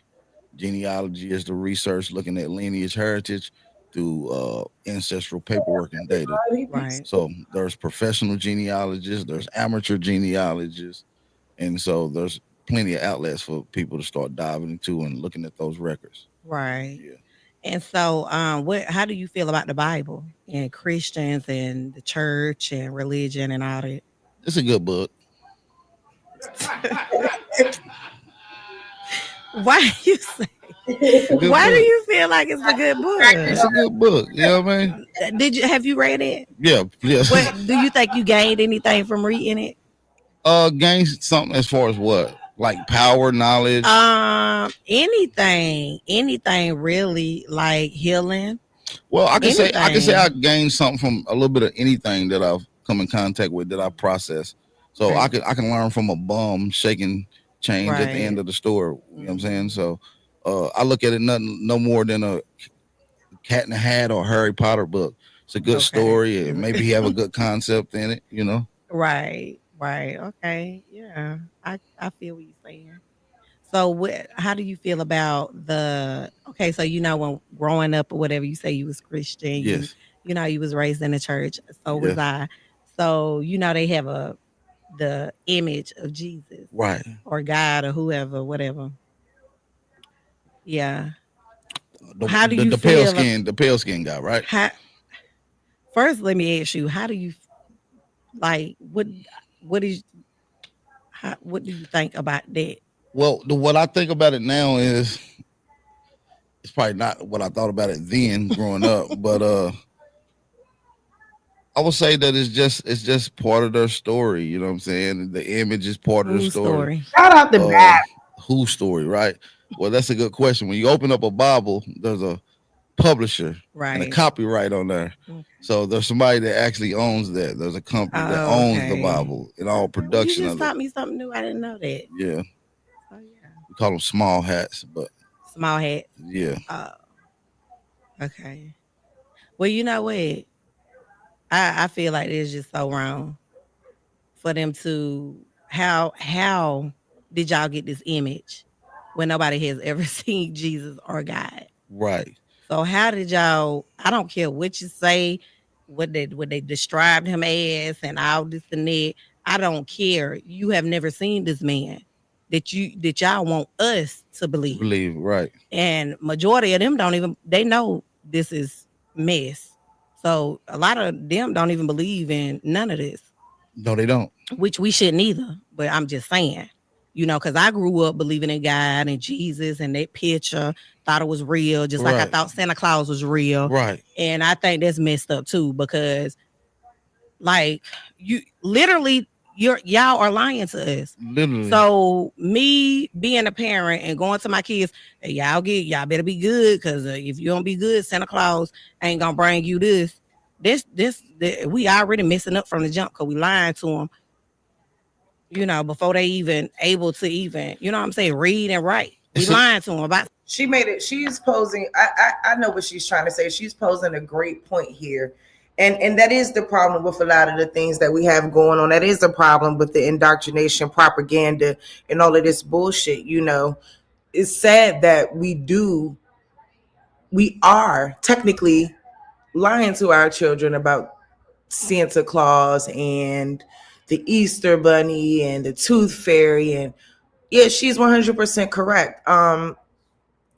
Like I tell my daughter that shit, your papa is Santa Claus, damn it. You know, it just you can't have them growing up believing in things that aren't true.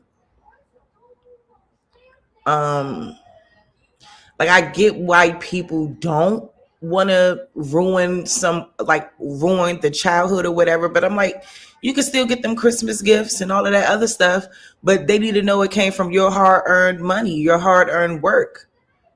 Not from some fat white man that's going to come down a chimney and you don't even live in a damn house. So just make it all make sense. You know what I mean? So it's just like some things we do need to be 100 with our children and not some things, all things.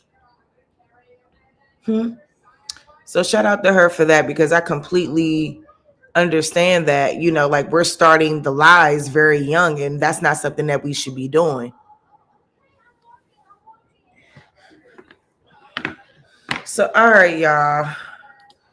Look, if I got time, I mean, hopefully tomorrow. I mean, I should have just waited until Sunday to do everything, but I really do want to do my colorism build and share that with y'all and how I feel about colorism and its impact on us and our attitudes and how we treat people. I mean, even some of my experiences with it, you know, with some very interesting ones as well. You know, the first time I got called light-skinned and how shocked I was to hear that. And, you know, it's really interesting how other people see you, right? So anyway, on that note, y'all go ahead and get on Replay Gang. I have to go take care of some mommy business as always, you know, and look, y'all, that's part of the reason why I don't come on like I want to, because like I be handling business. Like I can't just be on the internet all day, every day. I wish I could be here with y'all all the time, chopping it up. But like, I'm going to work out some ways to do that. Yes, Bob, that interview was amazing. And I'm going to come back and show more, but I actually got to go because time be going by when you having fun. It really does. And I see that, I guess you must have just ended your show because everybody coming in. Hey, y'all, peace and love. Shout out to Bap. Y'all need a y'all. Hi, Navi. Enox, everybody. Hey, y'all. The Real Attention is Defense League 2.0. George Richard. 203 Logan. Hey, y'all. Logang. Yes. Hey, y'all. Jeremy Royster, Big Dog. Damn. Hey, y'all. Bass Reeves. Y'all. Don't make me. Ooh, y'all make me so emotional. Hey, y'all. Y'all always catch me when I'm about to roll. I hate when y'all do this.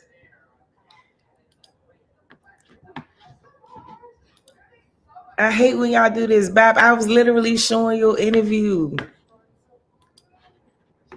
Yes, y'all like the video. Please subscribe if you haven't subscribed to my channel. Hey, y'all. That just made my heart so full. Shout out to the family. Hey, Isness. Goddess Citrion Atlantean. Rex Serpents, Anthony Williams. Hey, Amerigal. Oh, y'all, do not make me. I'm not going to do it. Khalil Flinch. Hey, y'all. Literally, oh, my heart is so full. Hey, y'all. Peace to all the Aboriginal, Indigenous, Indians. Hey, y'all. Y'all missed my whole build. We was cooking. So first we was going in about Jay-Z a little bit. We was catching up on Deion Sanders, him dipping off, him running from his wife, his ex-wife on a football field with his kids. Gosh, what else did we go over? Oh, we went over some shocking DNA results. Hold that. Matter of fact, we could actually go back to one before I go. See, because now I don't want to leave y'all. Look at what y'all did. All right, so let me just do this real quick before I finish showing backs. Y'all, this was crazy. So listen to this. Have you heard about the people who are investing in real estate that's backed by the government for just a few $100s? It's actually We knew her name. We knew that she was an orphan and she was an only child, that we had no other family connections to her whatsoever, and that her family line lived and died with her. So find me confused when our family gets results back from a 23andMe test telling us that we are African American when my grandmother said that we were English. And I know looking at me, you're going to be very confused because I am too. And currently my family is still figuring out all the details, so I don't have all the information. 23andMe matched my family up with a family in Virginia, which isn't too strange because my grandmother and my grandfather both met in Maryland and got married and ended up moving across the country. So when this family starts pulling out pictures of my grandmother and her 15 siblings, safe to say we were a little shocked. It turns out that Millicent Vaughn was born Mammy Vaughn back in 1927, not 33. She was born to a family of 15 children, all African American, living in Virginia. While her parents did die when she was young, she was not an orphan and an only child like she said she was. She had people taking care of her and she had a whole family. It turns out that she had decided to run away from her family and completely exorcise herself from her identity. She picked up a new name, she picked up a new race, and she completely erased who she was. So now I have a whole new family, and it's surreal and it's strange, and there's this part of me that doesn't really know who I am. And I think what surprises me the most is the fact that her story is not uncommon for the US at that time. Because she was white passing, she chose to completely reinvent herself and go by a completely different name and racial identity just to create a better life for herself. And while I'm incredibly grateful for the privilege that her decision provided for me, I'm also incredibly sad and confused and excited because I have a whole new family that I didn't know that I had. We're still uncovering details and we're still learning so much, but sharing her story, I'm hopeful will bring other people to find out about their families and maybe uncover similar stories. No one should ever have to feel the need to completely change their identity and step away from their race and their entire family just to find a better life.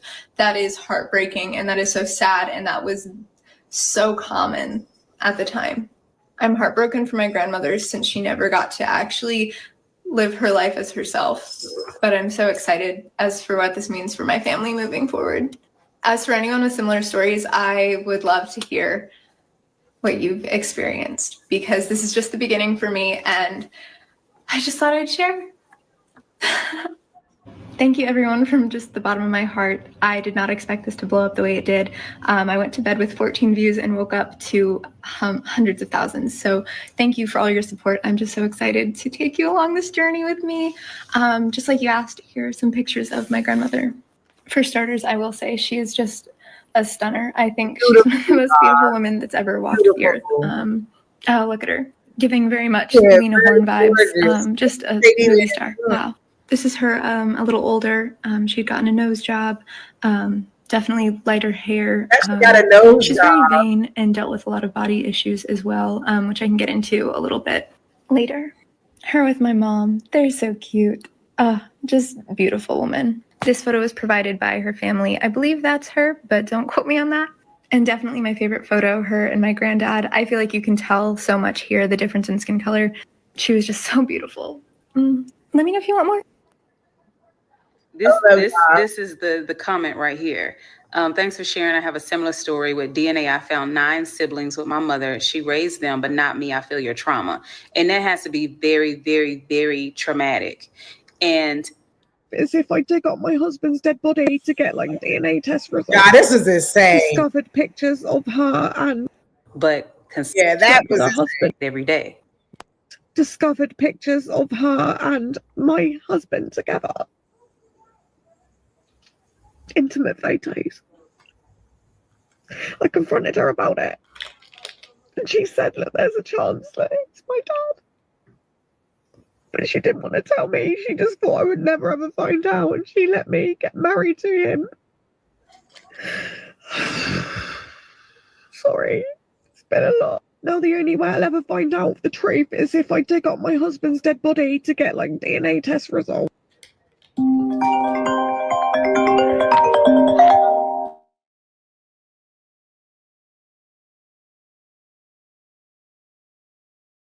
God. I'm gonna have a panic attack. I'm so confused right now. I got my 23andMe results. Hey, it is so off. To what America I thought. said what? So yeah, so apparently that woman, her husband is her dad. Yes, she don't want to find out, but apparently she married him. But her mother already knew what time it was when she married the man and didn't say nothing. And then the man died, y'all. And now, child, hold up. That's why I said some of these was messy, honey, because I would be kirking the fuck off. Straight up. Yeah, damn, I gotta go. Than her other children, because this was a mistake. And knew all along that there was a chance that he could be your real dad and let you get married anyway. Taking it because she knew like all of these secrets would come out and that she couldn't cover up anymore. But then it also made a lot of sense about just the dynamics between my mother and my grandmother, because they never had a good relationship. But considering now that I'm aware that my mother was a secret child, I could see why my grandmother would treat my mother differently than her other children, because this was a mistake seemingly she had to look at every day. Put a finger down if you've just found out that your dead husband is your real dad and that your mum knew all along that there was a chance that he could be your real dad and let you get married anyway because she's selfish and didn't want her best friend finding out that she slept with her husband 40 years ago. I've just been to my mum's house. I've gone through her photo albums and discovered pictures of her and my husband together. Don't take me out in these comments, y'all. Don't start this shit. I confronted her about it. And she said, look, there's a chance that it's my dad. Bro, seriously. But she didn't want to tell me. She just thought I would never ever find out. And she let me get married to him. Hey, 23andMe out here causing family drama. 23andMe is out here causing family drama and scams, honey. Listen, the girls are being exposed through 23andMe. This ain't the same thing as going to test yourself and you find your ancestors in Africa. Hell no. What's happening is you taking a DNA test, you finding out your dad ain't your dad, your mom ain't your mom. You finding out that your folks is really black or quote black. This is some of the messiest stuff I've ever seen in my life. Shout out to everybody in the chat. Peace to the family. Hey, OTK. I was supposed to go, but shoot, man, they all pulled up on me. OTK, they pulled up on me. Shout out to everybody in the chat. Hey, Sagittarius Jones, Khalil Flinch. Hey, y'all. About to have me all emotional the way they pulled up, because y'all literally, I still got to go though, but I'm going to hold off for another 20 minutes because y'all pulled up. I'm going to hold up just for y'all. So, because I forgot about something I had to run out and go do. But I love y'all and thank y'all so much for all the love and support always, man. Y'all are some wonderful people. We are the true to the land. You know what I'm saying? I love when we come on here and just joke and play, but also just highlight some of these imperfections and the things that we see, especially within DNA. They swear they can trace us back to Africa. All this shit doing is exposing people's family business. Like, for real, family secrets, everything. Some of these people have been doing some wild, crazy stuff. And I would appreciate it if y'all would please hit the subscribe button. Y'all, I'm on the road to 600. You know, growing my channel has been a pleasure. Growing it with you guys has been a pleasure. When I first came on YouTube, I had like 12 subscribers. And like, I never tried to grow my YouTube because I used to just be on here watching dance videos, watching Aboriginal channels, whatever I would be doing, watching stuff that I like to watch on YouTube. But I never really thought about actually growing my platform. So thank you all for helping me with that and just coming into my fold and, you know, all of us being like-minded, wanting the same, wanting what's best for us, you know what I'm saying, at the end of the day, and wanting things to change and actually want to see something change. Like, I'm grateful for you all. Y'all make it shake, trust and believe that. And y'all keep me going. Shoot, I keep myself going, most importantly. My little young daughter, she keep me going too. Make me not want to get old, okay? I'm not going to even lie, because the older my daughter gets and grows, like, I know I'm getting older too. So, Ryan, I don't know what time y'all on today. I was on the phone with Journey. Uh-huh. All right, well, shut the door. I'm almost done, okay? I'm talking to everyone, and then we're going to go. So anyway, y'all. So I just wanted to tell y'all that y'all mean the world to me. Like, this whole situation that we're in, it's going to change. It's going to change. And we was on OTK channel last night too. For these last couple of weeks, y'all, I'm not going to hold y'all. We've been smacking on some Pan-Africans. And I mean this respectfully, because, you know, like, the knowledge that's coming out around white slavery again, because we all know A1 has been touching on it, but now we're showing things about white slavery, about how they've embellished our story, family. They've predicated the 1619 story on top of white slavery in America, the stuff that they want to hide. But see, now we're here to break that, and we're here to tell the truth, because we're not going to keep tolerating y'all telling us who we are. Woo, Sanaa and everybody, they calling like I don't know what. These kids be up and they rock and roll. I'm telling you now. So anyway, we know A1 been banging on it. So, like, you know, I just want to be very clear about that. But I had decided to go and do my own research in the same regard, because I think we weren't really grasping what he was saying.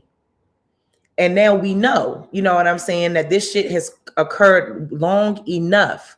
When they say people was all this on the plantations, you think about those white folks too, respectfully. Okay, y'all think about all of that, and y'all put it in perspective, yo, and never forget.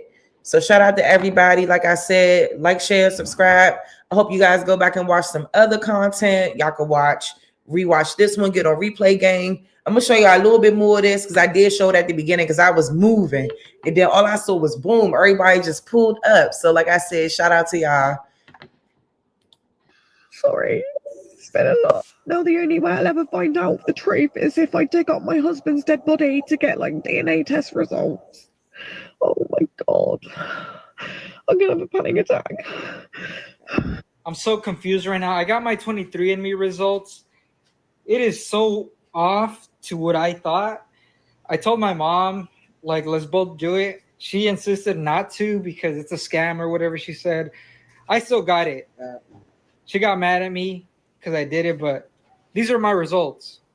That shit was telling me a bunch of stuff about, like, Filipino and other countries, but my family's Mexican. Like, on the results, nothing says Mexico or nothing like that. Like, my grandma, all of them are, like, Mexicans.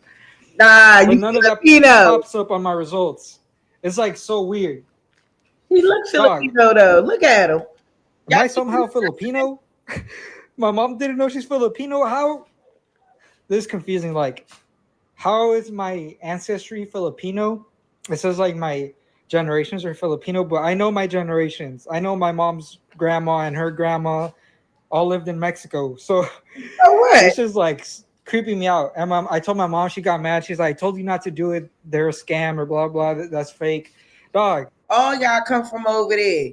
All y'all come from Asian descent.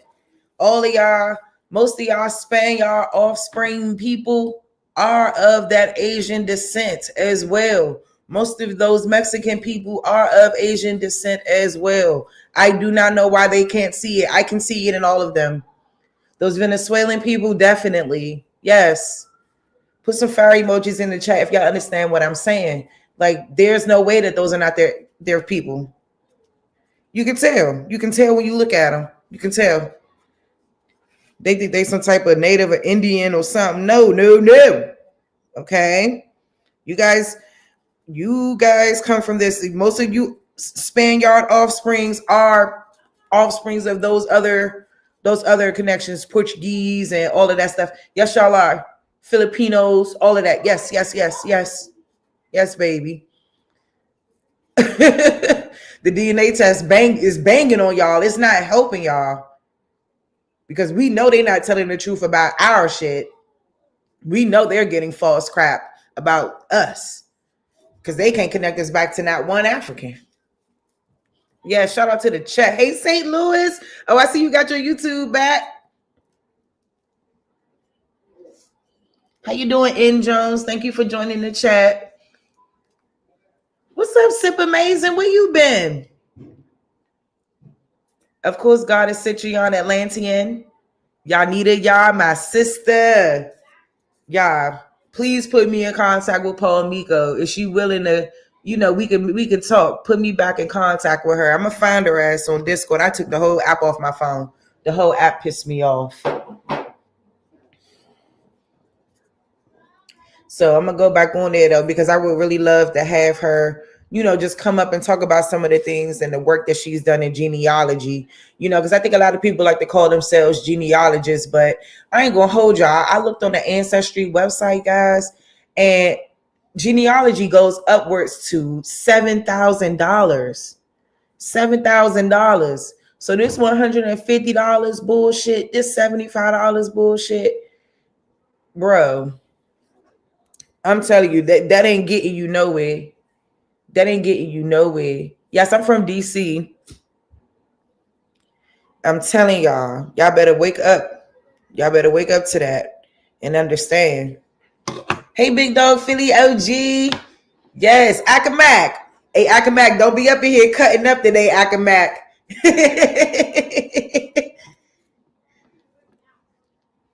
Shout out to everybody for real. But like this shit is crazy. Acting like that he ain't know that they had Asian. Boy, I could tell you that. You look like it. Look at him, y'all. Y'all know what movie made me mad? Wakanda 2. I got so mad. Because I said, I know they not doing this. I know they not doing this. I would have rather them just left that joint alone. Oh, yeah, but 23andMe, they definitely in the trash. They definitely in the trash. What I'm talking about with Wakanda 2 is they did like a little Mesoamerican little situation. And I'm like, bro, y'all showing these, quote, Mexicans out here getting whipped and beat. Very interesting. But y'all look out for my build soon too, young. Because I'm doing I want to do an avatar build. I wasn't going to bring it out yet, but I'm bringing that out real soon. Comparing the avatars to the culture.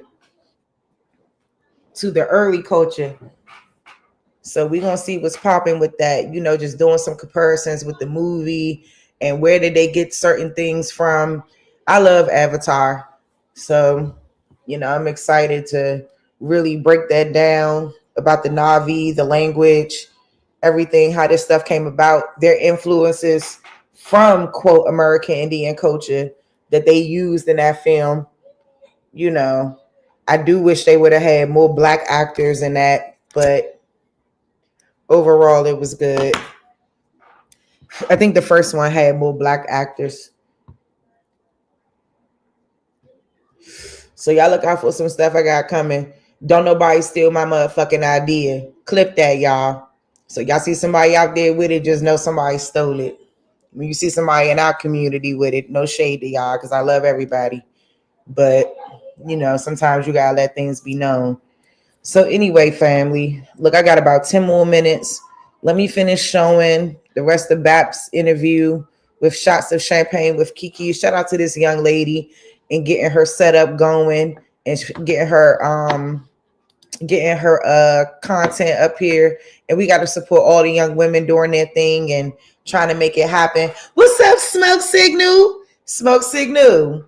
So when we gonna sit down, Smoke? Just me and you, Smoke. I need my one-on-one.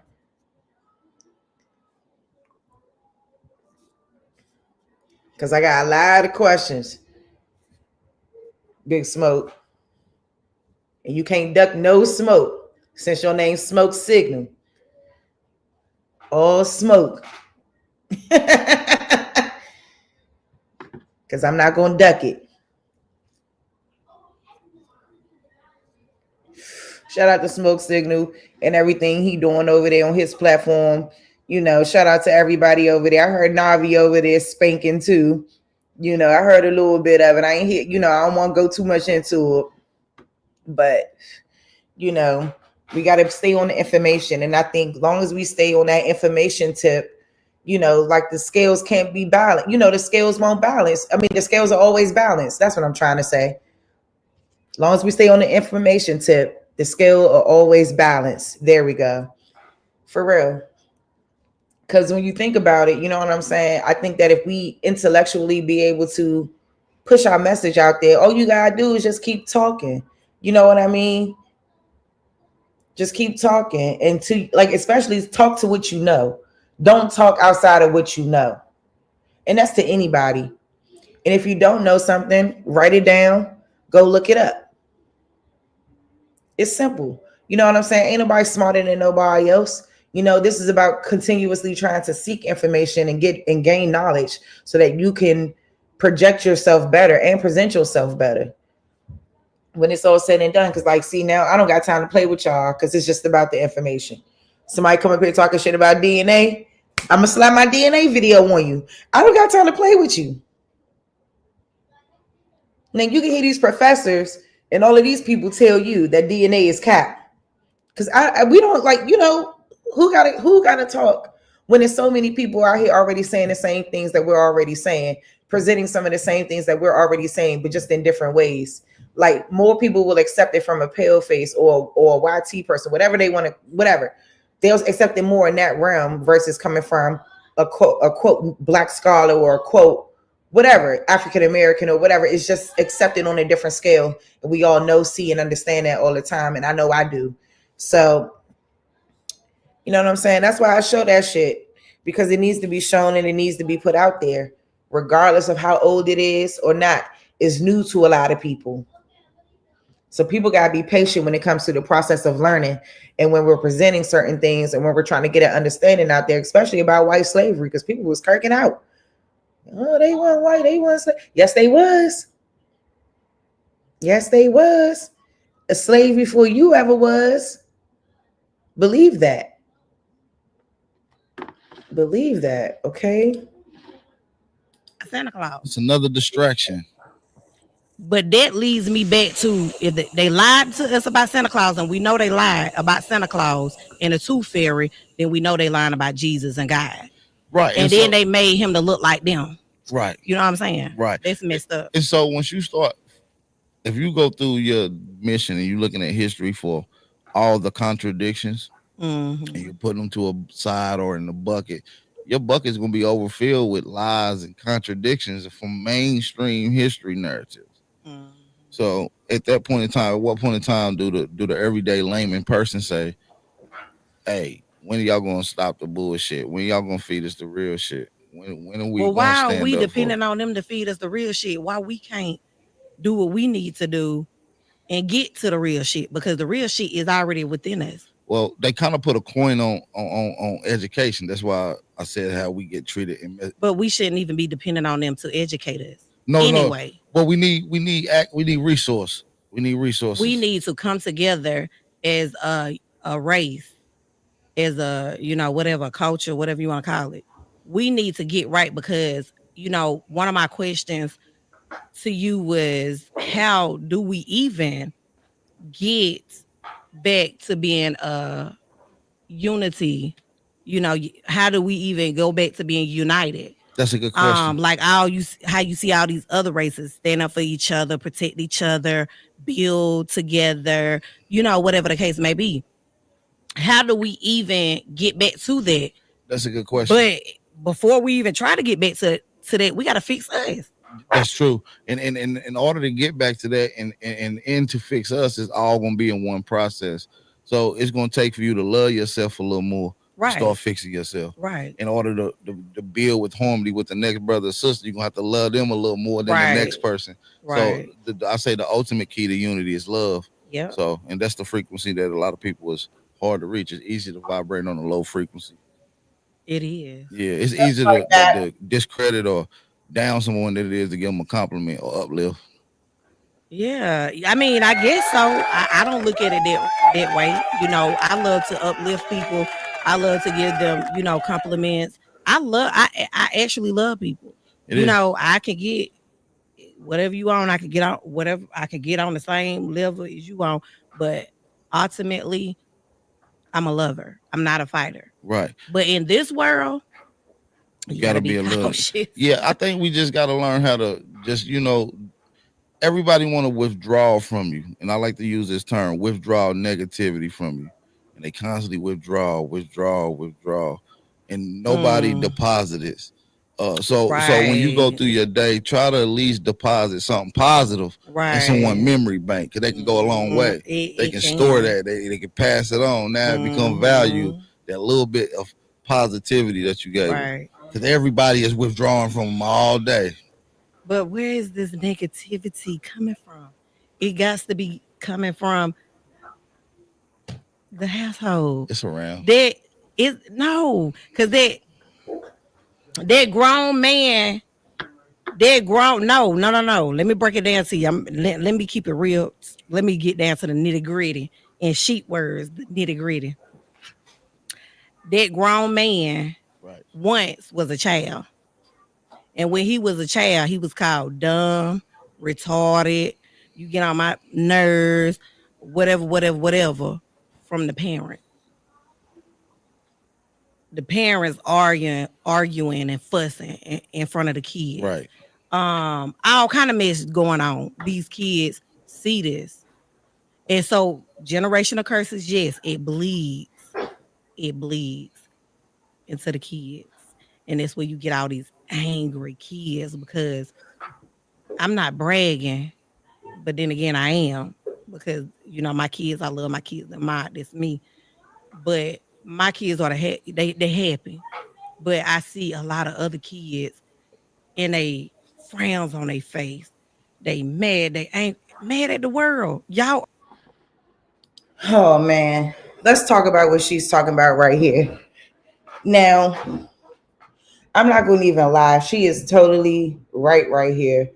It's a couple of kids that I be seeing, like some of them be having bags under their eyes, y'all.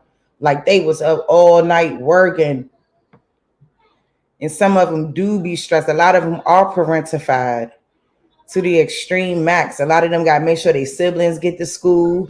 Sometimes they mother gone before they get up. And they the ones that got to be, you know, get their siblings together and get their ass to school and get everybody where they got to go. You know what I'm saying? Like it's a lot of kids out here really living that type of lifestyle. Like having to be responsible for things that they shouldn't be responsible for, that shouldn't be their responsibility. And it takes them away from being a child. And when we're talking about their happiness, you know what I'm saying? That's key, because they should be able to sit around and be silly and laugh and, you know, play on a little game and run around. Like they should be free to do all of those things without the burden of adult responsibilities. And I know a lot of people are not going to like that, because no, I'm not saying a child shouldn't learn responsibilities. And I'm not saying that they shouldn't clean up or, you know, have certain things that they need to do. But for me, it needs to stay in the realm of they need to be doing homework.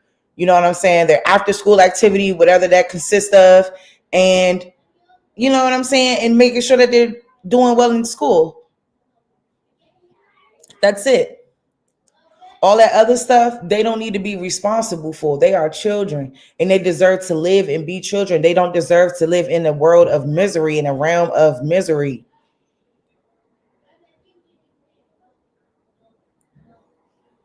But it's not their fault. It's nobody's fault.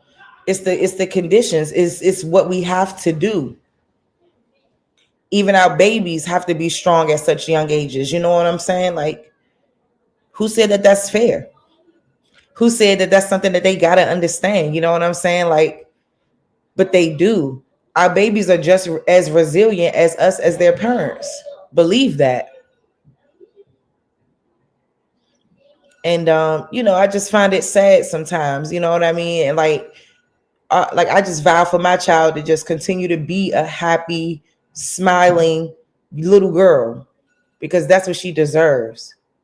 They all do. And y'all, on that note, I really gotta end it, unfortunately. But I'm just elated y'all came through. I hope y'all go back and watch it and get something from it.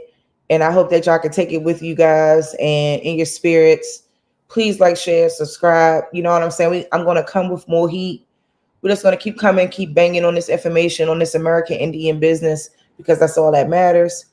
Shout out to everyone in the chat. Thank you all so much. You all have a great one. And I'm going to end it out on this.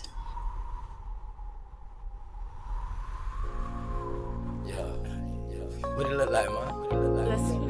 Man, I feel the same way you feel. Word. I just don't want to rush, man. I just want to take it one day at a time. That way we can reach the highest point of friendship. Then whether you know how far to take this flight. Word. You don't just jump in the plane and fly and don't know where you're going first. Just chill, baby. Got you.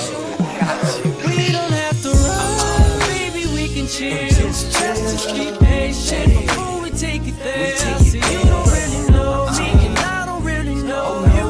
Never lived a good life. Come on, let me show you. We don't have to run, baby. We can chill. Let's just be patient before we take it there. See, you don't really know me, and I don't really know you.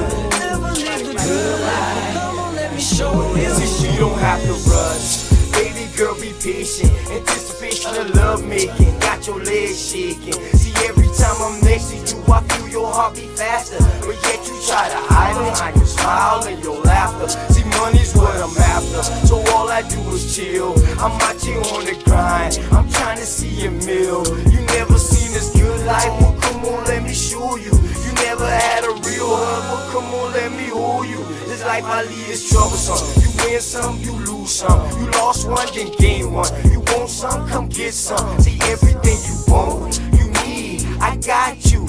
Even though you don't know me, I don't know you, baby, I got you. That's just how it goes to me. Rather have you next to me, never in front or back of me. You look good beside me, but we take it there. It's some things you need to know. We don't have to rush, baby, we can take it slow. We don't have to run, baby, we can chill. Just be patient before we take it there. See, you don't really know me, and I don't really know you. Never lived a good life. Come on, let me show you. We don't have to run, baby, we can chill. Let's just be patient before we take it there. See, you don't really know me, and I don't really know you. Never lived a good life. Come on, let me show you.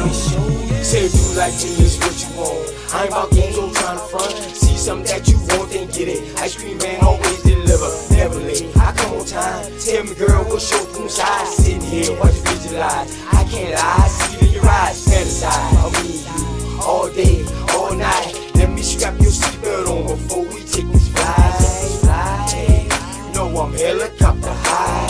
Baby, you know I'm on a wide, baby, we can buy.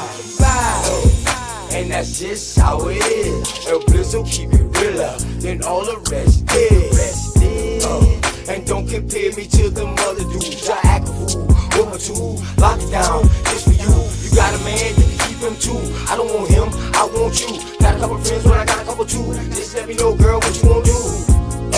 And we can keep it on the low, long as you know, baby, just take it. We don't have to run, baby, we can chill. Just be patient before we take it there. See, you don't really know me, and I don't really know you. Never lived a good life. Come on, let me show you. We don't have to run, baby, we can chill. Let's just be patient before we take it there. See, you don't really know me, and I don't really know you.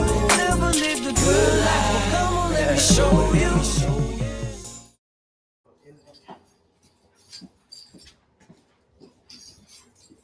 All right, y'all take care and stay easy out there. And look out for my live tomorrow on colorism, and hopefully, OTK will come back. Maybe one of us will come back and we'll do something. So shout out to everybody, and y'all have a good day. All right. Oh, Balioso, what's up, bro? Who else do I see? Thank you, N. Jones, for coming. Are you another DMV person? Yeah, shout out to everybody. All right, y'all need it. All right, Akamak, peace to everybody, okay?